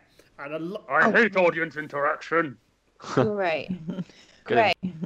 Picked on. Give us the riddles, and then James can phone his friend. The first riddle and help us. What's up with birds? Lou, make an insight check, please. Red dice, and it's 8 plus 2. Yeah, you get a sense that these goblins don't really understand what riddles are. Oh, that's why they've asked us that. Okay. What's how come birds? they're so weird? Well, I think that's sexist. Oh, no. And Hey guys, we're not birds. I know we're flying. Oh, we're not birds. Perhaps an unfair comparison. I will consider my actions. One of us is literally a hawk. You're a bird. I'm a goblin. You're a bird. Yeah, what's up? All right, I'm a bird, but they're not birds. Yeah. What's up with me? Don't judge a bird by its cover, because underneath could be a horse, and that's all I'm saying. That's all I'm saying. Okay. Pretty profound. I have been satisfied. The first riddle has been passed. Riddle the second goblin steps forward as we have added a second phone a friend poll. It's £500 target, and when you get to pick somebody else to phone a friend. Get donating, friends. Do you want a clue to who my friend might be? I do want a clue to who your friend might be. Well, you know how Ed had the Taskmaster statue. How do you get a clue? How do you get one of those? You have to be real clever. You don't ask these other losers; they don't know. But this might be a clue who I'm phoning. Okay. Richard Osman. Oh. Yes, it's the clue. Still That's the technically clue. It's very direct. Very directly, but still, there you go. Behold, the second riddle. What has 4 legs in the morning? I am a goblin. 2 legs in the afternoon, and 3 legs in the evening. I'm a goblin. Ha! Come on. 4 A legs. human being. Start off as a baby, and then we walk as we're adults on 2 legs, and then an old person has a cane, leg, though, is it? and it's walking with 3 legs.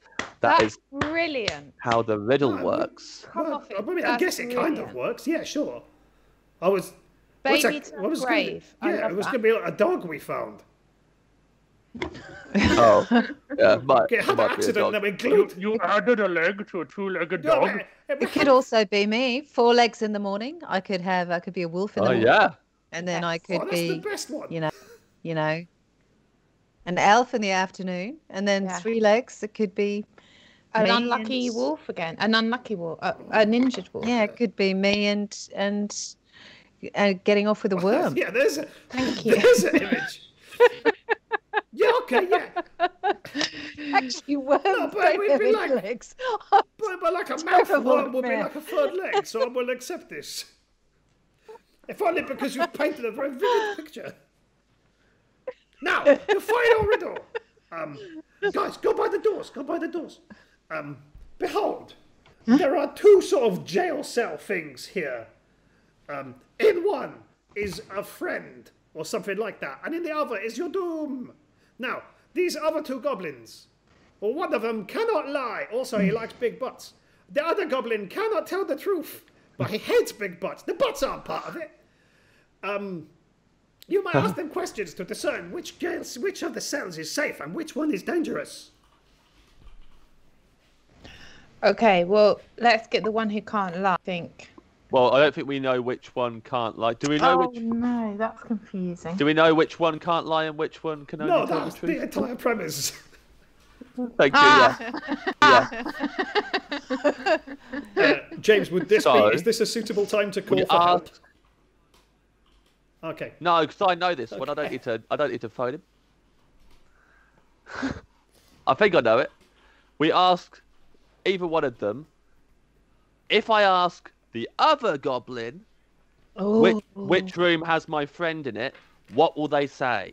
Because the goblin who tells the truth will tell us that the lying goblin will tell us the wrong door, and the goblin who always lies will lie and tell us that the goblin who tells the truth will say the wrong door.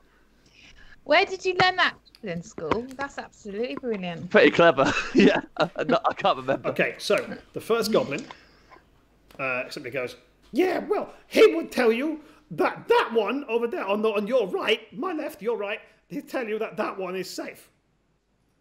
Right? That's what he would say. And the other goblin goes, I'm a bear.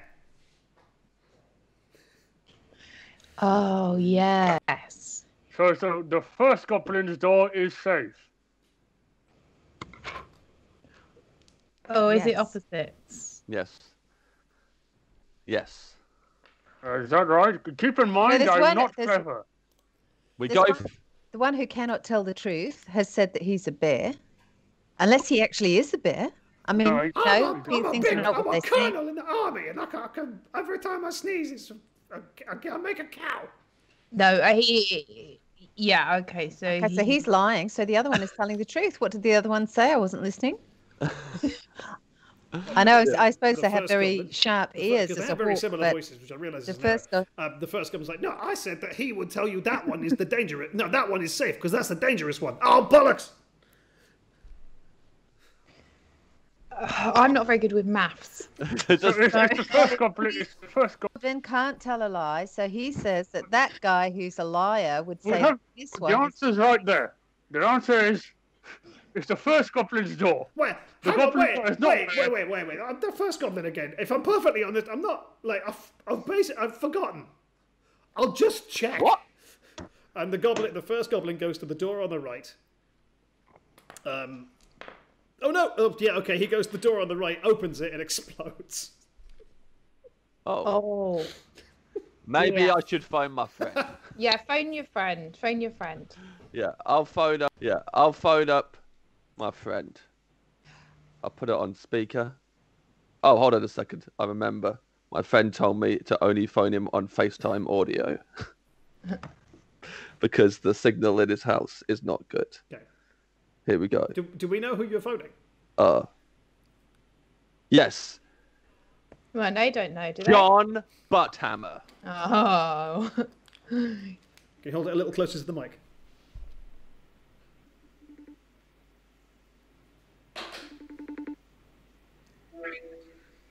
You got Butthammer. Butthammer, good to hear from you. How are you? Who is this? This is Timothy Dick Spanner, OBE. Dickie, yes. What's How's it been since your last quest? Pretty good. Just been sitting around polishing my butt hammer, if you know what I mean. Good on you. Good on you. Smoked any doobs? Oh, I am doobed up to the wazoo. Let me tell you something.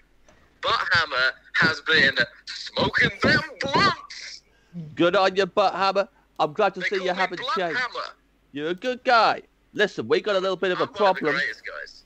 We're in the, have you ever heard of the Krampus? Oh, yeah. That's a real shit in the butthole, if you know what I mean. Sure.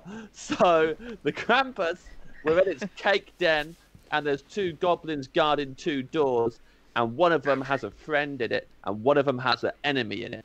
And we have asked the goblins, because one can only lie, and one can only tell the truth.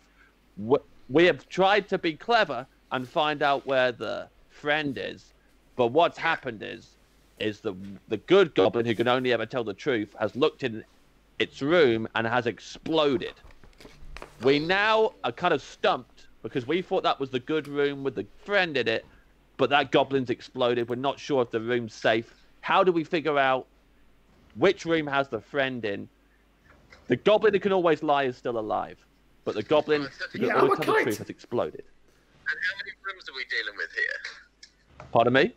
2 rooms. 2 rooms. One goblin who can always only ever lie is still alive. Sorry, I'm extremely stoned. Hey. Also, listen. if I can be frank with you, Dick Spanner, this call came a little bit later than I'd anticipated, and I've had a few meads. Well. My reaction time is maybe not quite at the level I had anticipated. After I had a chat with you earlier, I went to the mead shop, and I've had quite a few of the meads. I completely get you. I should have maybe foreseen this. So, and let me tell you, we haven't had much mead, really, and even we are struggling to keep up with exactly what has happened. But there are 2 goblins. One goblin can only ever lie. That goblin is still alive and just recently told us it's a kite. I can't believe the Jack's still alive. The one that can only ever tell the truth has exploded looking into its room.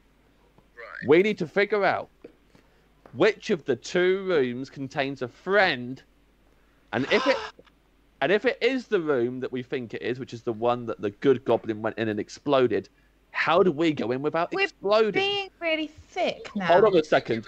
Hold on a second. My Yes, we are. compadre, You're correct. my compadre, Big Hoof Energy, has just told me that we're being really thick now. Because the goblin that can only That doesn't sound like a very supportive compadre, Hoopy. Yeah. Well, Sounds like you're on a quest. To be honest, Budhammer, we've not been very supportive. One of my compadres fired bees at me and took a lot of hit points off me early doors. but I did. Sounds like you're on a quest with a real bunch of absolute tosspots. But listen, you know me, and I wouldn't have it any other way. I know you really well. I don't want to be questioned with a bunch of goody two-shoes. These are my kind of people. I gave you a seat at the rules. You're like rule breakers like me. We are rule breakers. I was going to confer with Big Hoof Energy and see what she's figured out here. Well, the one that can only tell lies. We Yeah. know he can only tell lies. I'm assuming it's a man. Then we ask him what room is safe to go in, and he lies to us. Is this room safe to go in? He lies. We choose the other one. So Big Hoof Energy has said, and this makes sense, that we just ask the one who can only ever lie which room is safe to go in. They tell us the whatever room, and then we go in the other one. Room. Yeah. Sounds like a good solution. Did Big Hoof Energy consult some of their fucking crystals? So here's the thing, right? I have not told John Budhammer which one of us is called Big Hoof Energy, but he figured that out pretty fucking quick. Well, I haven't changed my voice, to be fair. I haven't done a He can't character hear work. you. He can't hear you. Right, I'm wearing the headphones. Okay. All he knows is that Big Hoof Energy said we're all thick. That's all he knows about that Big Hoof Energy. And he knows that they're called Big Hoof Energy. And he deduced it from that. Fine. Butthammer, do you want to use your powers to guess who Bruce Lee is?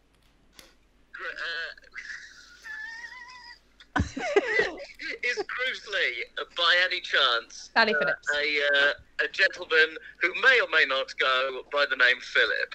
Yes, it is Philip. He's loving it. Absolutely loving it. Absolutely loving Bruce Lee. Well, thank you very much for your help, Budhammer. Before I let you go, I understand that you once were part of a team with Squirreldalf, who you were part of the team on a quest where you had to complete loads of tasks, and you were the slaves to this massive master. I wanted some advice because she fired bees at me earlier, and how do I get out of that ever happening to me again? Well, the thing about being on one of these tasks, Dick Spanner, is you just got to stay real high. Thank you. Get high and stay high. Thank you, John Budhammer. You've always been a good friend. I've always been a good friend to you and to many people. Now I'm off to continue resuming my album, Stop Butthammer Time. God bless. Keep it hammer. First butt is the deepest. Keep it Dick Spanner. Bye. Nish Kumar there, of course, playing John Butthammer, the dwarven cleric of himself. So, James, yes, have you decided which door you want to try? Well, I mean, obviously me and Butthammer didn't really come to any good conclusions, but I think the Big Hoof Energy has figured it out. We'll go with... So, Lou, yes. you No, Big Hoof Energy, sorry, please. Big Hoof Energy Yeah. approaches Yeah. the remaining goblin who is in the Truth and Lie Matrix. There is still a third goblin who arranges this, otherwise the one who explains it is the one who tells the truth. And you asking that? What question are you asking that goblin? First of all, do I look lovely? Because he can't lie. He can. You can only lie. He can only lie. Okay. This is your plan. Yeah. Okay. I'll ask him the opposite. No, I'll get on with it. There's lives at stake here. Okay.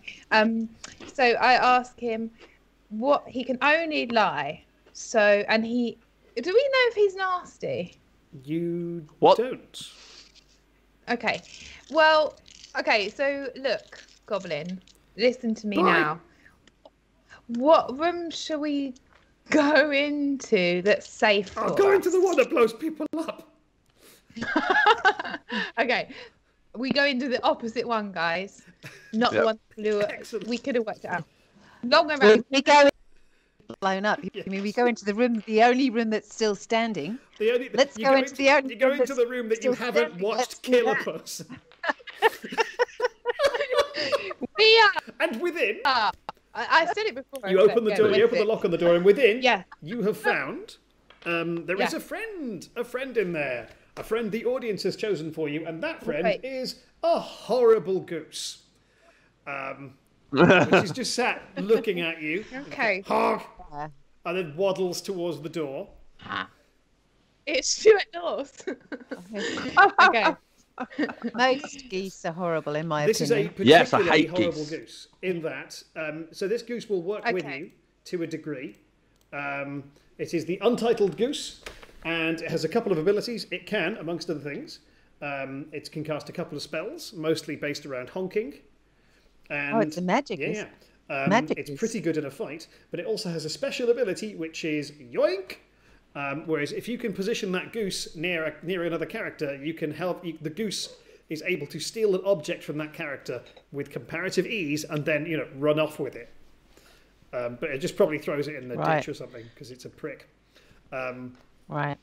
And then that done, as you free the horrible goose, a door on the other side of the chamber slowly creaks open, and a light appears in the top and the ceiling of that corridor. It is a red light, and then a green light, and then a red light, and then a brown one, and then a red, and then yellow. And I honestly don't know the order of snooker, but that's the order.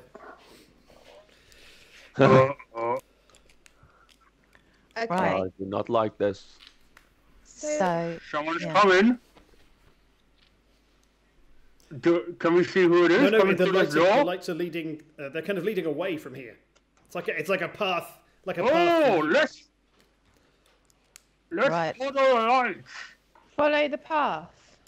Yeah, is this in any way dangerous for? No, it's crazy safe. Good luck.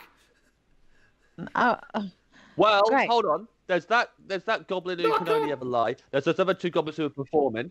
Can we just send those goblins out ahead of us? We'll follow them. Yeah. We could ask them to sing on the way as well. That was lovely. That'll be nice. Yeah. I can do it just as it will, and so I can whisper like a ghost into the goblin's ear and say, "Go on ahead of us." Okay. Your grandma told you to. You're casting dissonant whispers on one of the goblins. Yes. Okay, so you do this. You summon eldritch energies and surround this goblin with a selection of sort of quiet, whispery voices. What kind of sounds are they hearing? Give me an idea while I roll some stuff.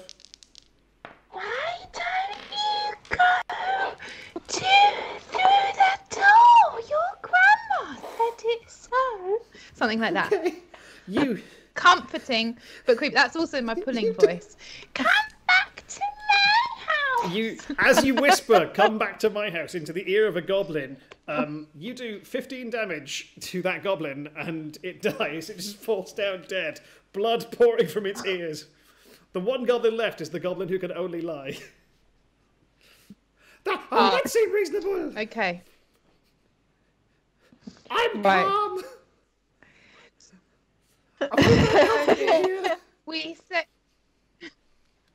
we send the goblin bus like a budgie down a cave, isn't it?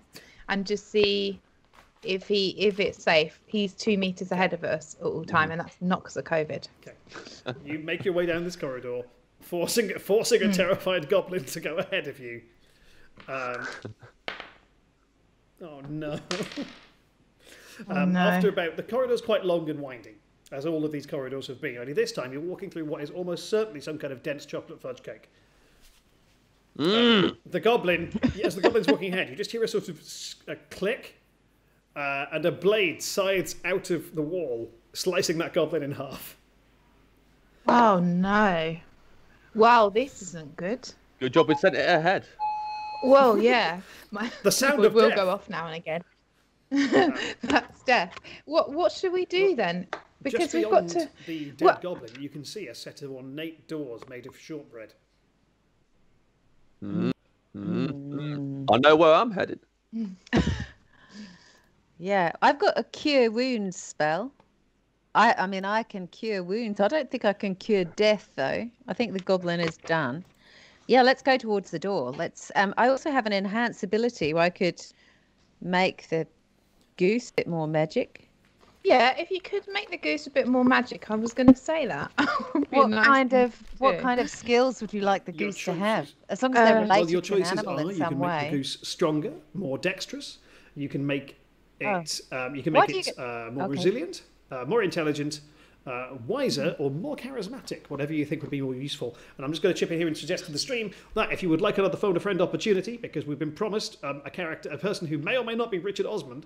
Certainly somebody who is represented by a doll of Richard Osman, I mean, work it out, then you have 10 minutes left to field £400 in donations. You can do it! We can get Richard Osman into this in a manner that I hope will just confuse him. Quite grateful if you got him on, actually, because he owes me a suitcase from House of Games. You went big and got the suitcase. I respect that. I wanted the suitcase. I got the doll too. It takes a while to calm those prices. Should we drink our tincture for fun?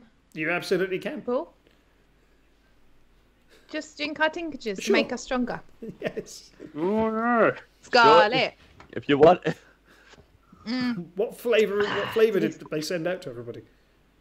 Spirulina for me. Is that really what you put in it? Because we had to fill them up ourselves. I just feel a bit like an old. Mine's port. I'm so old. What's yours? Pasta water. Is it? No. Really thickens up a basic garlic sauce very nicely. Wow. And it's good for resilience. And James? Classic. Just tap water here. I'd wait for it. Yeah. Sally, what would you like? How would you like to enhance your goose? I don't. It's hard to say, guys, isn't it? Because we don't know what challenges are going to face us. But would you like the goose to? We'd like a charming goose, but we're probably going to have to cook our goose at some point, don't you think? There's going to be some kind of fat goose. Could we get it to speak other languages or wield a blade? I think it would be harsh to get it to speak Spanish and then kill it. It seems a lot of investment to its education. You've not killed the goose until it shouted, "Ay caramba" back. I don't know. I mean, should we just find out what we need to do before we spend any spells on anything? Yeah. Do you think? Yeah. Let's go. Or should we just have some spells for fun because we're running out of time? I might well need to protect ourselves from these swinging blades. Yes, that's true. Yes, we've got to get Campus and we've got to save his slaves or whatever we're calling them. So can we multiply the goose? Has anyone got a spell of duplication? Or has anyone got any more useful? I was just thinking if we can do being John Malkovich but with geese, they can act as kind of like, like the blades come out and a couple of geese go and a couple, but they keep us safe. So that's a good idea, actually. We could turn Goosely into Goosely. Oh, you can see through the goose's eyes. Yeah, it's a good pun, but I don't see how it solves the problem of the swinging blade.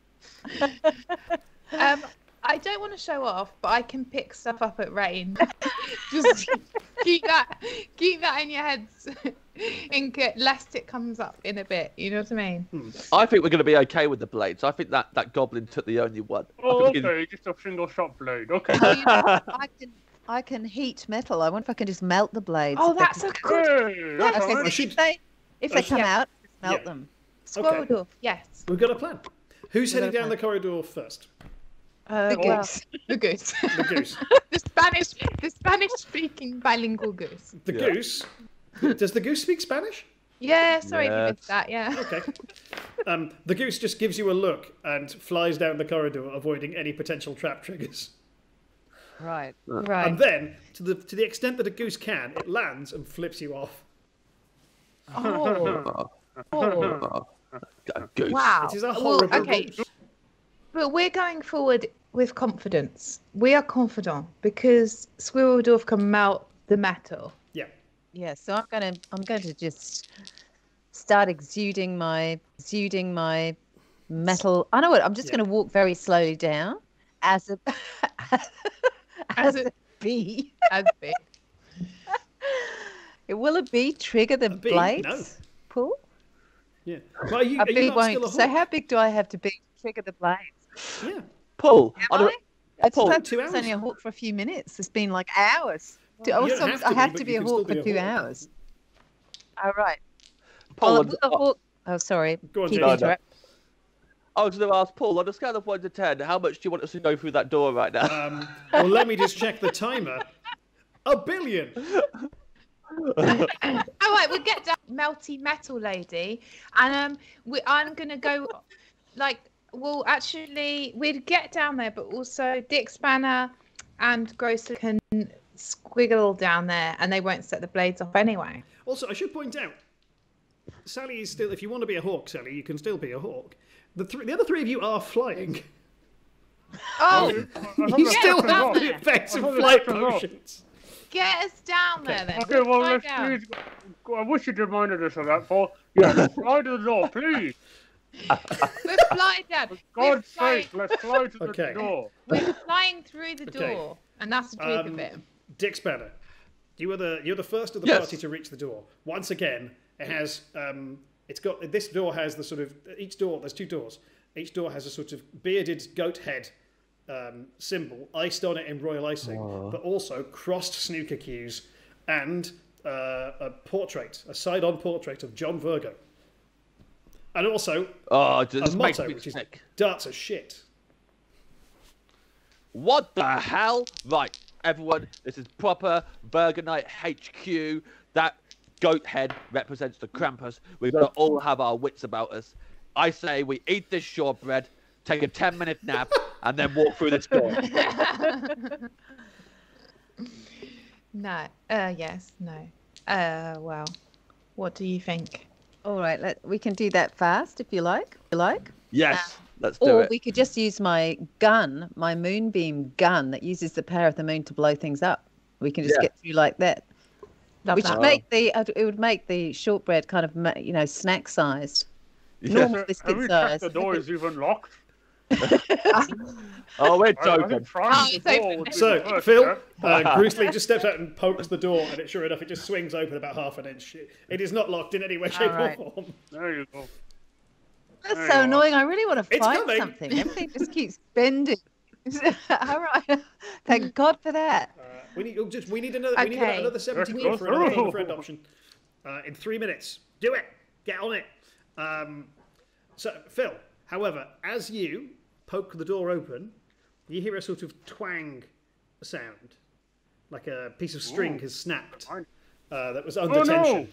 And above you, what was an illusion of cake falls away as thousands upon thousands of cabbages pour into the chamber, mainly slamming into Dick Spanner. I've been cabbaged! Yep. They cabbaged me on the way into the... lured in by cake and then get cabbaged by the Krampus. Yes. James, please take 8 damage from the force of cabbage impacting on your character. Oh, I'll just add that to the 9 damage I took from my teammate unleashing bees on me.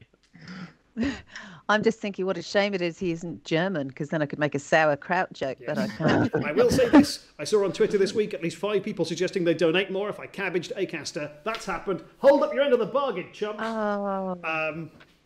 Yeah. I'll do it again later if you pay me more money. Yeah. I got cabbaged again.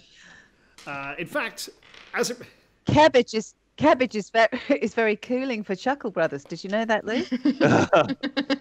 So Chuckle Brothers, see if you put a cabbage leaf on it, please. Chuckle Brothers, sorry. so Phil, There's nothing funny about this.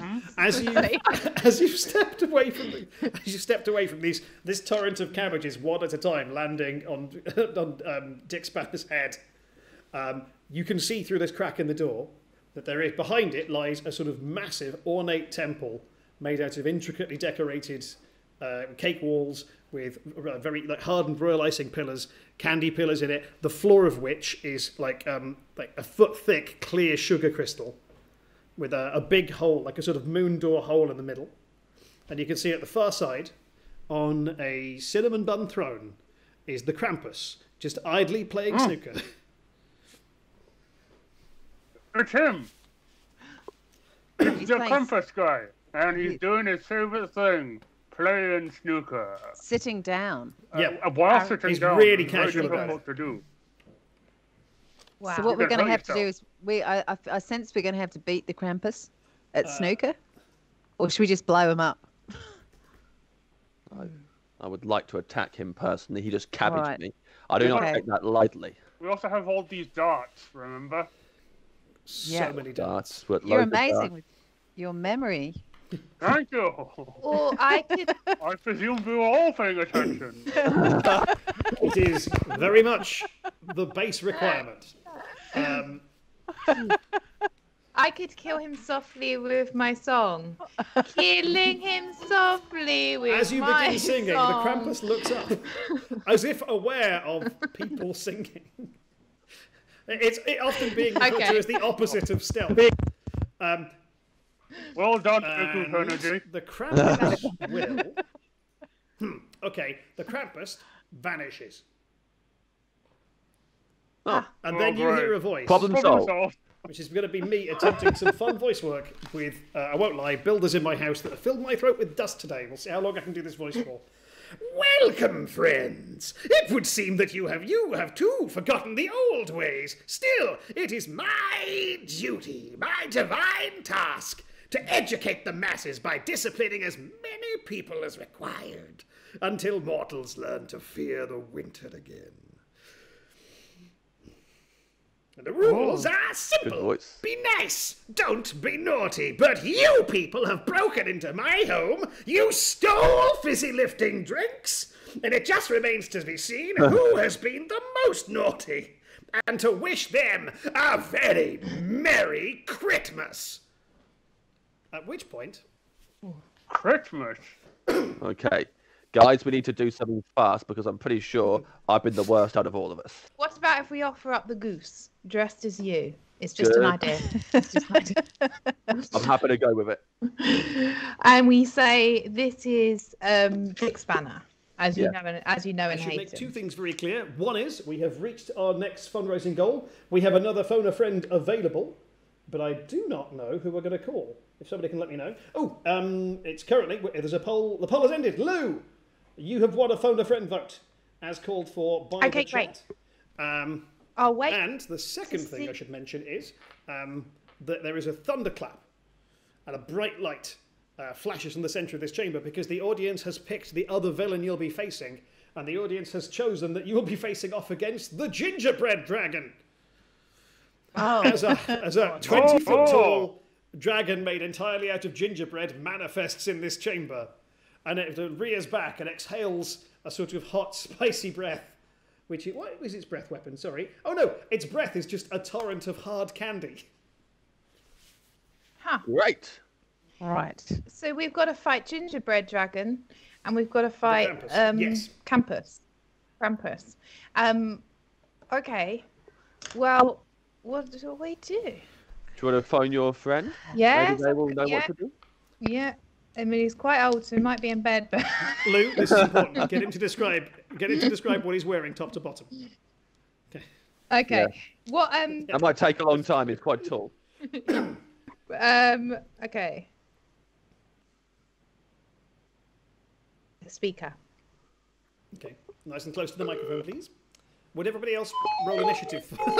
Everybody else roll initiative for me, just so we've got that done ahead of time. I'll ask for it in a second. Hello. Hello. Oh, hello. We're calling you from Dungeons and Dragons.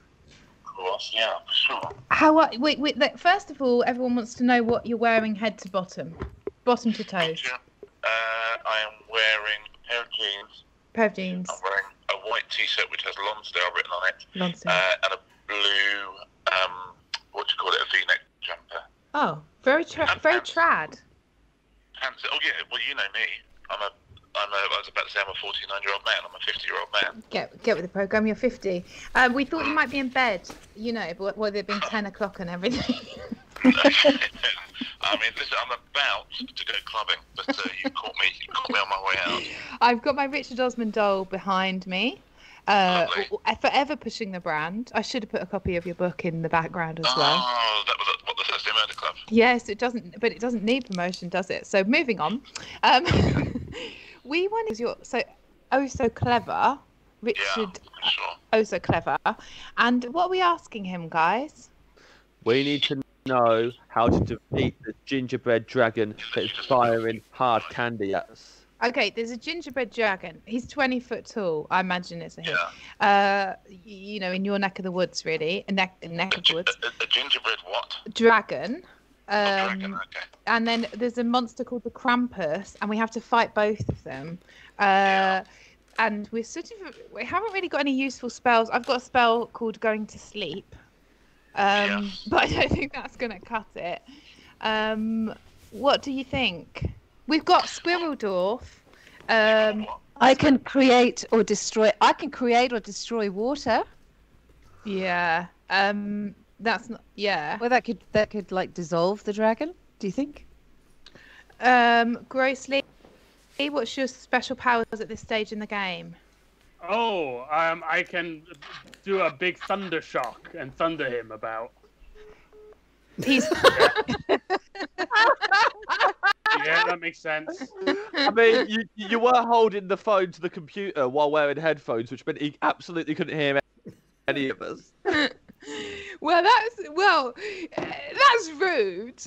So hopefully you'll come back. That was pointless. You could say. Oh. That was pointless. Can I get some inspiration? You can have inspiration for that, Phil. Thank you. I'm just going to say what literally everybody in the chat is saying. You have an infinite supply of milk. We're the best. We're the best. We have an infinite supply of milk. Yeah. Yes, that will Dunk the solve dragon. Dunk the dragon. Dunk. Could I get everybody's initiative rolls, please? Yes. 17. I find this so funny. 18. 17. He's 18 here. All right. 17 plus what is it? Initiative. 20. And he said you cut off. Richard said you cut off. Oh, Yeah. he makes charity, does he? Sorry, Phil, what did you get? 17. And Sally? 17. 17. Oops, 17. Okay, so let me just roll for the Krampus. Ooh, great. And the gingerbread dragon is on 1. Okay, on initiative 22, the doors that you are stood by. Sorry, let's just call Richard back and ask why he hates Red Nose Day, and shall we?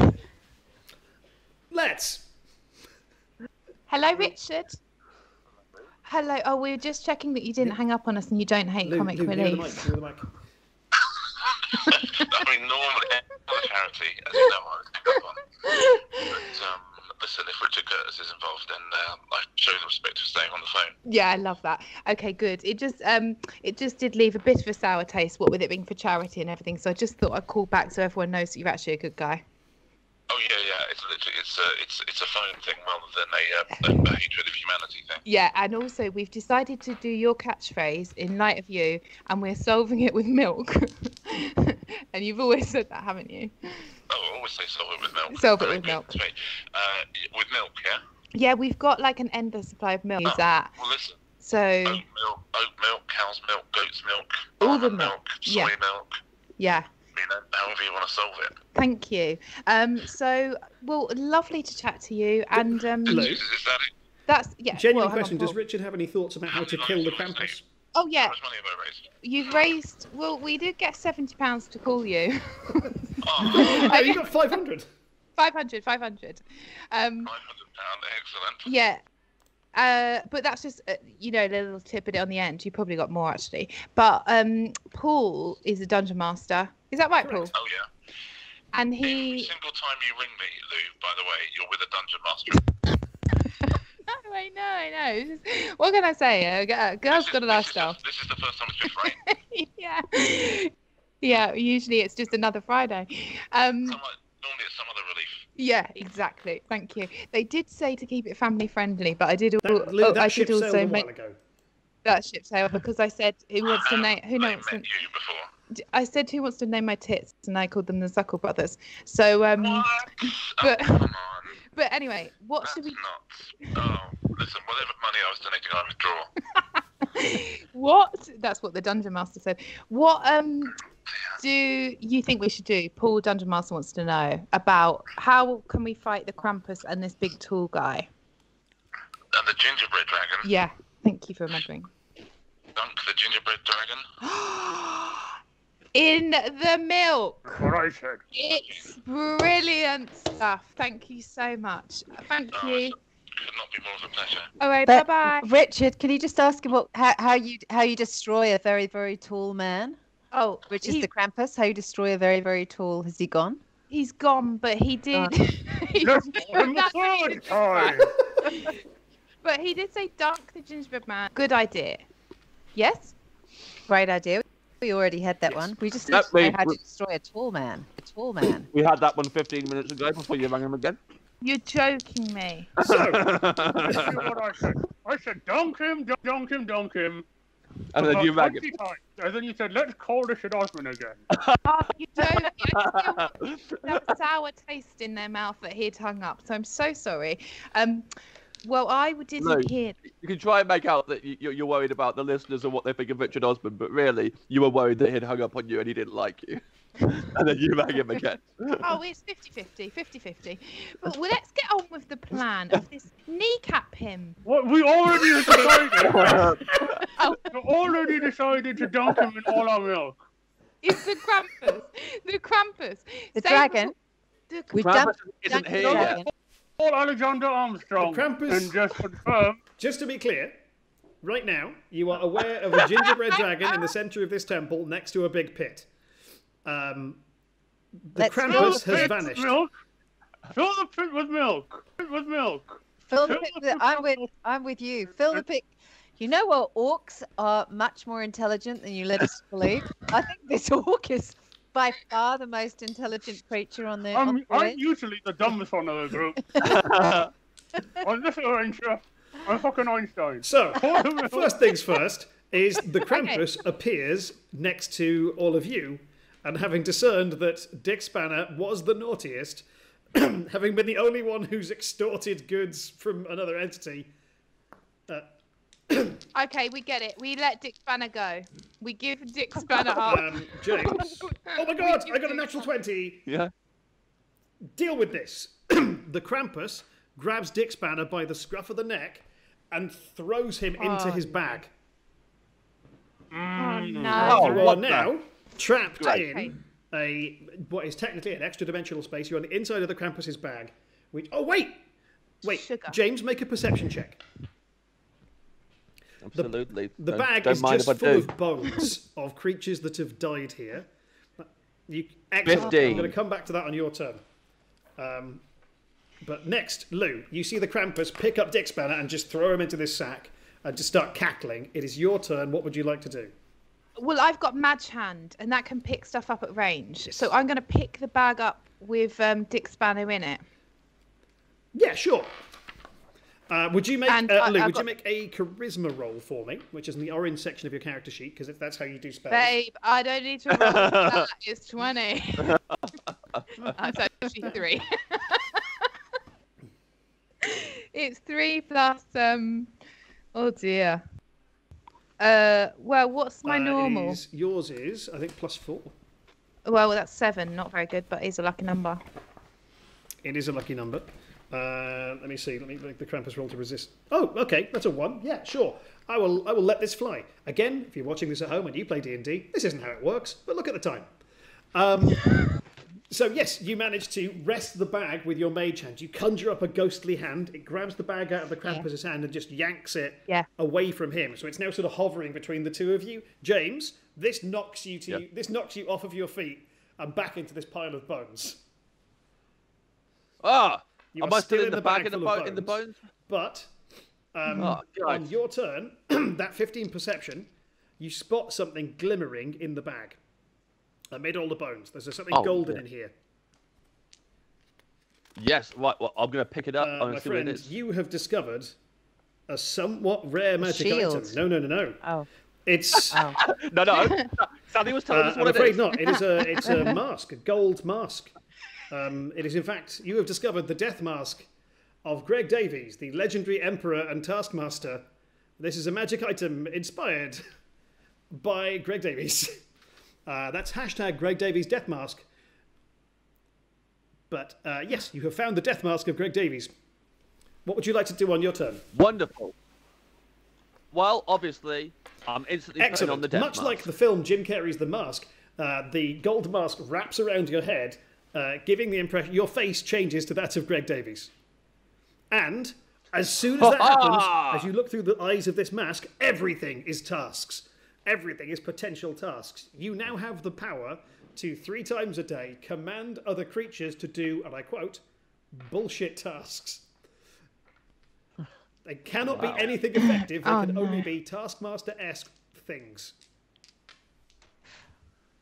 Now, do I have to Yes. get out of the bag You before have I to be can able to see that, do anything? but you can make an athletics check to get out if you would like and try and climb out. You could try and cut your way out. Yeah. You could use one of your spells to try and get out if you'd like. You've got options. Yeah. Maybe I'll do an athletics check. Yes, athletics check, please. What? 20. A natural 20? Wow. Natural 20, and my athletics is 6. You not only escape the bag, you just sort of crouch, like superhero style, and jump out of the bag, one fist held high. You tear the bag open, showering everybody around you with bone fragments, destroying the bag in the process. And then land superhero style, and because that was technically a move action, you can attack the Krampus if you would like. I will attack the Krampus. Here's the thing, though. I'm torn. Because I either want to attack the Krampus by getting it to do a task as Greg Davis, but then I really want to see what my Dart of the Bull does. Well, this combat's probably going to go on for at least a couple of rounds, so you can pick one and do the other one next turn. I'm going to get it to do a task. I'm going to make this Krampus eat as much watermelon as it can within 5 minutes. To make this work, you have to end the task with your time starts now.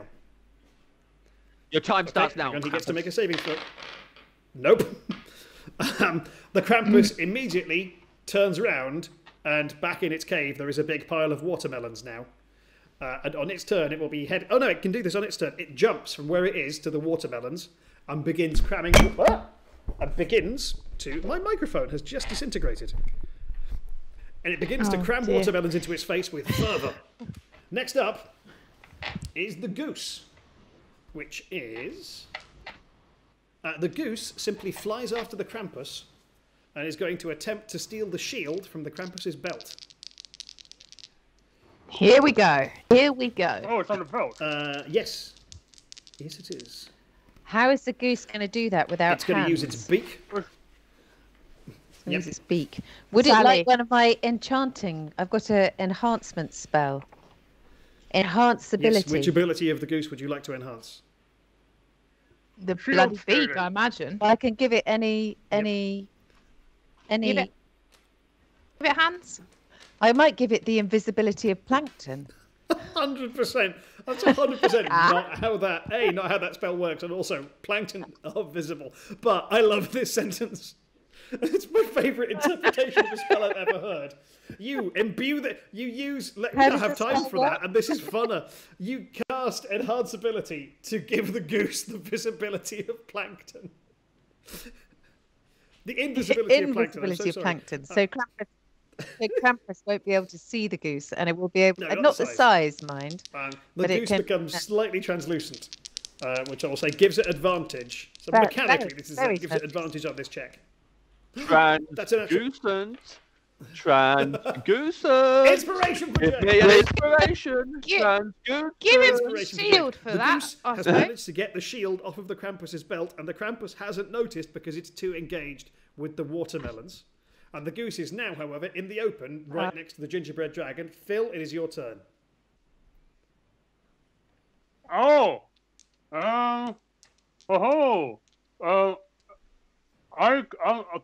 gonna strike it with lightning. Thank you.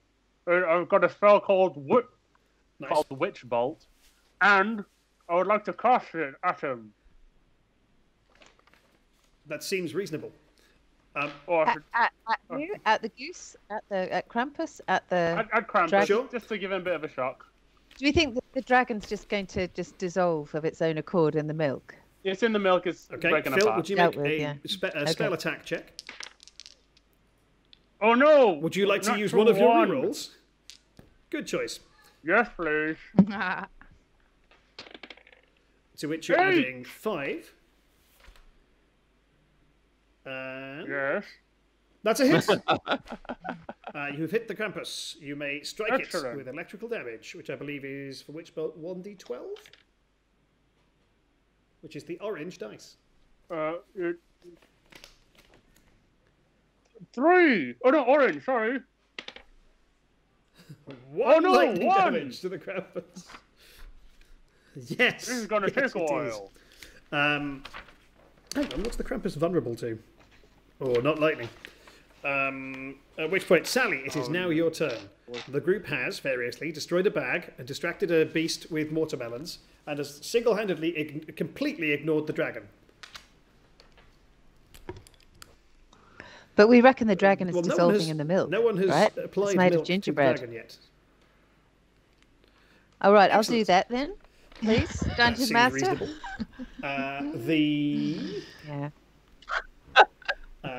What was I going to say? The milk can be set. Well, I mean, realistically, you're going to use the geyser setting on the milk, surely.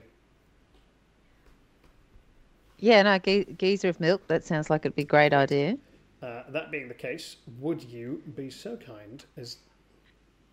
And I believe can it would be hot milk. What kind of milk? Would you like goats, cow? And I oat? think it would just I just think a dragon will dissolve more quickly, and gingerbread will dissolve more quickly in I warm would milk. say that's legitimate. Yes. So, yeah. So I did Sure, heat it a bit. it can That's be. okay. You can't make boiling milk, but you can make it very hot. The dragon gets to make a Yeah, strength very hot, I saving think. throw. Oh no! Coincidentally, I'd just like to say that hot milk and boiling milk are the nicknames for my breasts. Please, if you want it, if you would like, we are. I think we're not far off. We're about £400 away from our fundraising goal of James being made to put costumes on. Might add a bonus in, which is that if we make it to 10 grand, Phil will also tell us the name of his breasts. Okay, the gingerbread dragon has failed its saving throw, which means it is struck with a surprisingly small amount. Wait, no, it's vulnerable to this. Okay, I'm going to amp this up. Okay, the gingerbread dragon is struck for 20 damage and falls prone. That is interesting because I did describe it as being in front of a big pit. So I'm going to say, Sally, you managed to knock the gingerbread dragon back. It falls backwards into a pit, drenched with milk, and it's going to lose. Hang on a second, it loses. Where's my D8? Ah! It loses one of its wings! Instead, to be honest, I've never felt terribly threatened by this gingerbread dragon. If you get to its turn and it can attack people, it's lethal. But it's also, you very much have gotten lucky with the milk. It's very vulnerable to milk. Next up is the gingerbread dragon, which is going to try and climb out of the pit. Okay. Yes, okay. The gingerbread dragon catches itself with its claws, starts to claw its way back out of the pit. Its head snakes up, and it's going to exhale hard candy breath at the entire party.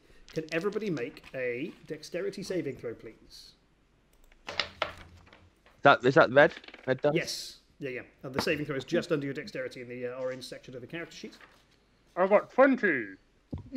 19. 5. Oh no, James. Oh no. 15. Plus 3, 18. Okay. 3 and then another 2. Okay.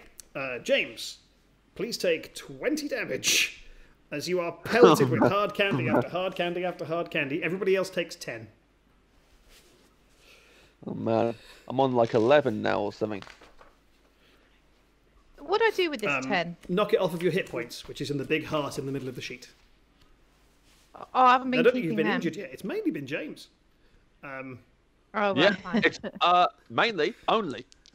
I've just got 10. Is that a missing fair. eye or something? Next up, we are back to the Krampus, who is going to eat more watermelon because you've cast that spell on him. And yeah, he's going to continue to eat watermelon for a whole turn. Which brings us back to Lou. I will use my spell On? Shatter. This. James, no. On the monster. This monster. Which of the You two know the one. monsters? Yeah, the one that's hardest to beat. I'm sure evens it's the gingerbread dragon. Krampus. The Krampus. It's The Krampus. Okay. The Krampus gets to roll to resist that. But your charisma is Good luck. pretty high. Nope. Lou, please roll 3 green dice worth of thunder damage. Okay. 2, 1, and 6. So 9. Okay, that is doubled because the Krampus is vulnerable to thunder damage. And that becomes 18 damage, which blows just like there's a massive boom in this chamber. All cakes and stuff start falling down from the sky, smashing into the ground as you grab the walls to steady yourselves. It's a bit early Star Trek, shaking back and forth, and the Krampus has taken a fairly significant amount of damage from that. Next up is... Where's my list? There it is. The Goose, who is, on initiative 20, just going to waddle away with the shield. Back towards you guys. What? Welcome back, Goose. Thank you, Yep. Goose. James, you're up next. I am going to throw my dart of the bull Excellent. at the Would you Krampus. like to engage its magical properties? And then I require you to say the word bullseye. And James, please roll a green die. Yeah. Current One. affairs. James, what is the name of the Soviet General Secretary who was elected into the role in 1985?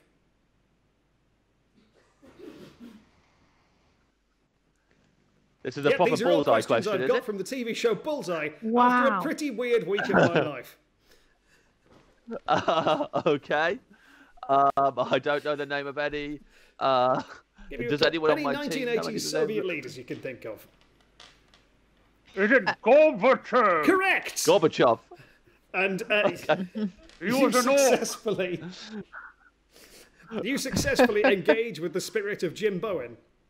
And you hear, as you throw the dart of the bull, you hear a number shouted. Can you guess what that number is? It is exactly 180. 180 points of damage as the dart bursts into flame in your hands and zips across the room, leaving a Back to the Future trail of fire as the Krampus, its face full of watermelon, is like, nom, nom, nom, nom, nom, just looks up and the dart slams into its forehead, knocking it back off its feet and onto the floor, where it just sort of melts away into smoke. We killed did it! We did it! I want to do another witch bolt.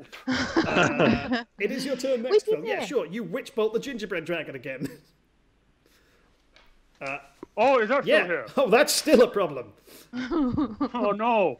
In that case, I don't want to do the witch bolt. It's too late. I thought. What else would you like to do? I've got quite good. Is it also vulnerable to thunder waves like the Krampus was? Make an Arcana check for me, Phil. Oh wow. Oh no. 19. 19. You reckon, because this is made of cake, effectively, it would be vulnerable not only to getting wet, but also to maybe getting too hot? In that case, I would like to create a bonfire. One of my spells. Excellent. Oh, I was sort of leading towards dragon's breath, but you do you. Then I would like to use dragon's breath. One of my spells. Yep, you run up to the gingerbread dragon and take a massive deep breath in, but puff out your chest like a big bullfrog, and vomit forth a gale of your choice of fire, acid, poison, lightning, or cold. Well, seeing as it doesn't like to get hot, I'd have to go with You fire. would hope. And at which point it takes 3d6 fire damage, which we are... Oh, wow!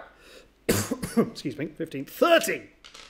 That is enough to cause it to lose a Okay, you set it alight for 30 damage. The thing is writhing around in pain, and as it does so, there's a crack, and its right forearm just shatters off. All burned gingerbread, which means it has to make another dex save, which it fails, and it falls once again into this pit. Sally, it is your turn. So we got rid of the Krampus. We've got the shield. Well, the goose has the shield. The goose has the shield. I mean, I think, we could quit destroying everything here, guys, and just get back and sort it out with that place and get all the balls down and get the weather better. And you just want to go home and leave the dragon alive? Well, I mean, It's not giving us any evidence that it's bad. It's attacked you. It's hurt Dick Spanner quite badly. Before we jump back into this, I'm going to remind the stream we're 250 quid away from 10 grand. You can see James Acaster in a Minotaur costume and name Phil Wang's breasts. Sally, I've got a spell called Suggestion, so I could suggest it dies, and then we won't feel bad about it, and then we can go back to the town and make it good again. I think that's a fantastic idea. Yeah, I think it's a I've got a couple of things up my sleeve. I can turn into a worm if anyone would like to see, just to see that. But I mean, I don't. Sally, yes. Can you turn into a gingerbread dragon and maybe seduce it? I'd love to do that, but I don't have that. I don't appear to have that capacity, I'm afraid. Or maybe just fight it. Timothy OBE. Unless a worm can seduce a gingerbread dragon. Well, I'm a poisonous worm, but I just think somehow that poison isn't going to be effective on gingerbread. It's just a guess. It's well, I'll suggest it dies then, and then we'll go back and make the town nice. Or I could turn it into a squirrel and just eat it. Oh, can he do that? Can she do that? Yes. All right, I'll scramble down, and whatever's left of it, I'll just eat it. Can I ask, why are we turning into smaller animals to try and eat an animal that we can eat ourselves as the size we are? Because we are full. It is a thing that if Sally turns into a new animal, it's like it's a reset on the level of fullness. Okay. Yeah. Okay. But then, choose a tiny animal then. Well, I'm gonna choose to turn into a giant squirrel, like not just a normal squirrel, like a mega squirrel, like before the dinosaurs. One of those, like a squirrel Rex, king of the squirrels. So I'm a squirrel as big as a dragon, and I go over, and whatever's left of it, I just eat it up. The rest of it, I store it in my cheeks. With an soft popping sound, Squirrel Dal turns into a 30-foot tall prehistoric squirrel with almost useless forearms and enormously sharp teeth. A squirrel's teeth never stop growing. Wow. Even after they're dead? Yes. You've seen the flaw in my logic. And sure enough, it's constantly growing teeth. Chow down on the gingerbread dragon. And as the gingerbread dragon dies, a couple of things happen. One is the goose waddles over to you. Bruce Lee, who it has determined is its soulmate. And just drops not so horrible. Drops the shield down at Bruce Lee's feet and honks up at you expectantly. I'm not really looking for anything serious right now. Bruce nods and winks, and then parts of the ceiling just drops, and the whole chamber starts to rumble. Well, I'll pick up the shield. Make sure we got that. Phil, as you pick up the shield, you become aware that while carrying the winter shield, your armor class increases by 3. You gain resistance to cold and fire damage, and you regenerate 5 hit points a turn. Could have been quite useful in that vessel we just had. And as an action, as a 4-round action, you can teleport yourself and up to 10 individuals back to the town centre. Let's walk. And so, carrying the shield, you slowly make your way out of the dungeon as it collapses, just keeping about 6 foot ahead of danger at all times, but never once upping the pace. You walk past the goblins you could have saved, but murdered. You walk past a selection of different chambers you could have entered but largely ignored. Cross the Chocolate River by, I don't know, some means, and we surf on the field. Yep. And back up out into the doorway that you ate from the near the mines. You wander back to the town, finding a lonely goblin freezing to death in the cold, which I assume you just break its neck as you walk past, and then take its skin. Thanks for the cape, sucker!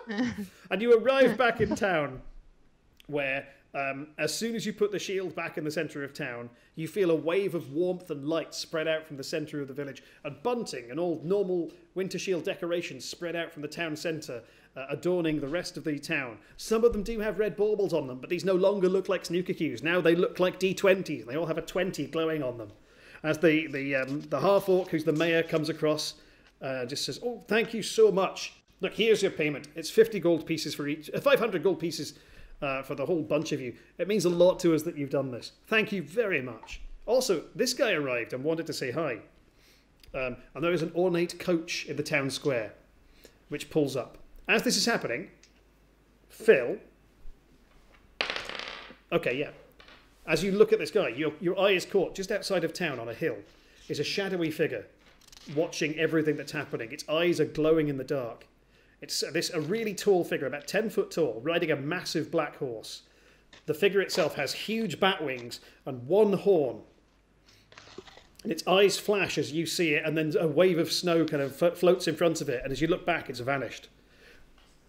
This coach has pulled up, and out of it steps a gentleman dressed in some considerable finery, who simply says, "Ah, my friends, allow me to introduce myself. I am Baron Sasha Cohen. And I see that you've discovered..."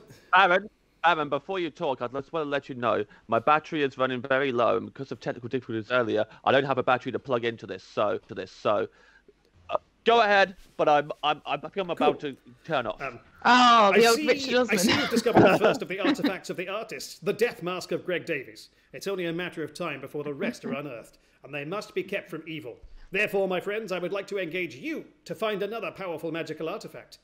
I set you the quest to discover the location of the Alex Horn. The Alex Horn. Was it the horn on that creature earlier? It is an ancient magical artifact. James, put your horns on. It is an ancient magical artifact that it was created around the same time as the death mask of Greg Davies. There are many of these. Also the Ashlyn Bee and several others. But these are tales for another time. Because, friends, you have successfully completed tonight's quest, just as James puts on his Minotaur horns. You have successfully saved the town from winter, rescued the Winter Shield, and defeated the Krampus. Congratulations, friends. You've done it. Thank you all so much for playing. And thank you, the audience. We've raised a little over 10 grand. Rad! Thank you. Thank you, audience. Thank you, audience. Thanks, Dungeon Thank Master. you so much for watching it. A Thank you legitimate all. pleasure. Jesus, there's so much spit in these fucking teeth. Phil, we have also reached 10 grand. God. We would very much like to know what you call your breasts. I thought the prize was they got to name my breasts. That is actually probably quite true. So, suggestions in the... My personal name for them are Yin and Wang. Yin and Wang. Suggestions for alternate names for Phil Wang's breasts in the chat, please. And Lou, Sally, Phil, and James, thank you all so much. Where can we find more stuff that you have made? James, whereas you're about to vanish because of technical issues, where can we find your stuff? Yes. On the 17th of December, my new specials will stream as live on FM. It'll be on at 8 o'clock, no matter what your time region. The show is called Cold Lasagna Hate Myself 1999. 17th of December. Where's it on? You broke up. Why do you keep breaking up? Every time you say it, you break up. Dice FM. Dice FM. Okay. Dice FM for tickets. Go to Dice FM for tickets. Dice 17th of December. 17th of December. Dice James, FM. in case we 8 lose o'clock. you as well, do text me the details of these and I'll tweet them out through the account. But not at all. It's Thank been you, a pleasure. Paul. Phil, where can we see stuff that you have made or done or are? On the internet or I've also got a podcast with my buddy Pianavelli, with the aforementioned Bud Pod. Listen to Bud Pod, the podcast. Sally, where can we find things that you are in? I'm not doing anything at the moment. COVID! What do you Well, that being the case, if you fancy having a look at a treatment, I'm working on one. No, I mean, I obviously am doing things, but you know, I don't want to say what. That is fair, and a reasonable time to be coy. And last but not least, Lou. You can find my stuff in your dad's bedroom. No, I do a podcast called Cuddle Club. It's Cuddle Club. It's a sort of joke. If you had to sum up the content of Cuddle Club in a sort of evocative noise. Yeah, you know, it's not. It's just it's not a noise. A relationship. It's not a noise. It's a podcast about relationship, and it's lovely. So I've heard. Everyone speaks really highly of being on it. It's really cool. Lovely. That's our show. Thank you so much to our wonderful cast, Lou, Sally, Phil, and James. A big thank you to Nicola and Catherine over at Comic Relief, and a massive thank yous to Dan, Brandy, Pelham, Trick, Bart, Shelley, and Greg over at Dungeons and Dragons, as well as the wonderful artist Max Dunbar, who has drawn all of our character illustrations for us tonight. Big thank yous to MJ, Monica, Cam, and Jimmy, our production team, and of course to Asus and Logitech for donating these sweet headsets and webcams to allow us to be seen and heard. Massive thanks to our mods who've been keeping the chat ticking over all night long. But of course, the biggest thank you to the audience for raising well over 10 grand in support of Comic Relief. That's money that we can immediately, that's money that Comic Relief can immediately start using to help the most vulnerable of us during winter. Thank you all for watching a donation. You all go up a level. Congratulations. Well done for writing it, Paul. Thank you. Well done for writing it. No idea how much material I cut. And how much can people buy your 5 pages Winds of Chaos Bible document? There's option. I will be tweeting out about that later on. There'll be options. I'm writing some stuff up. I think that nothing has been agreed yet, so I can't talk about it unless Dan wants to text me some information now. But I'll say this: the audience, you can continue to donate. The campaign isn't finished tonight. The campaign will continue for at least a week or 2 weeks. Goodness. You can keep donating. Yeah. So if you're watching this on catch up, you can donate now. Obviously, you can't vote in the polls. That's not how time works. But you can still donate and contribute to a brilliant cause. So please give what you can. And if you've enjoyed this, there's more stuff online. The first Comic Relief Plays Dungeons & Dragons show is still available on YouTube. You can go back and watch that. And D&D has a selection of holiday specials coming up. I host 2 of the other ones. Which is one which is already out, which is me playing D&D with a bunch of lovely folks from Twitch and YouTube, Rowan Ellis, Chocolate Kieran, Leah, and Imogen Mellor. And then next week, on the 11th, the other one drops, and that is me running a D&D game for Heidi Regan, Jared Christmas, Sophie Duca, and Rachel Paris. Those are available at dnd.wizards.com/holiday specials. Those 2 are family friendly, in case this show has scarred you. And last but not least, if you are free on the 12th and you're like me, you like your acquisitions to be incorporated, because on the 12th there is a full Acquisitions Incorporated stream hosted by Jeremy Crawford, with Mike Rahulik, Jerry Holkins, Anna Prosser, Holly Conrad, and the electrifying WWE superstar Xavier Woods, all playing D&D as Akig. If you're not familiar with Acquisitions Incorporated, get on board. They're one of my favourite D&D streams. They're just great content. I've been your host, Paul Foxcroft, and if you're interested in this, on Wednesday night on my Twitch stream, I'll be hosting an Ask Me Anything about this show and the other holiday specials. So if you want to come and ask me questions, you can find me Wednesday at 6 p.m. on Questing Time. That's twitch.tv/Questing Time, where you can ask questions of me, and I will mostly respond. I think that's our show. Thank you again, friends. I hope you've had a fun time. I guess my question to you is, yes, would you like to play again? Of course. Right now. I mean, we've got the kit, and I do have more content written. We can do that. All right, we're going to come off air just now so you guys can go back to your lives. We're apparently going to stick around and play some more D&D. Thank you all so much for watching, and a very, very Merry Christmas to all of you who celebrate it. And for those of you who don't, Happy Holidays. Just going to give myself some inspiration. Thank you so much.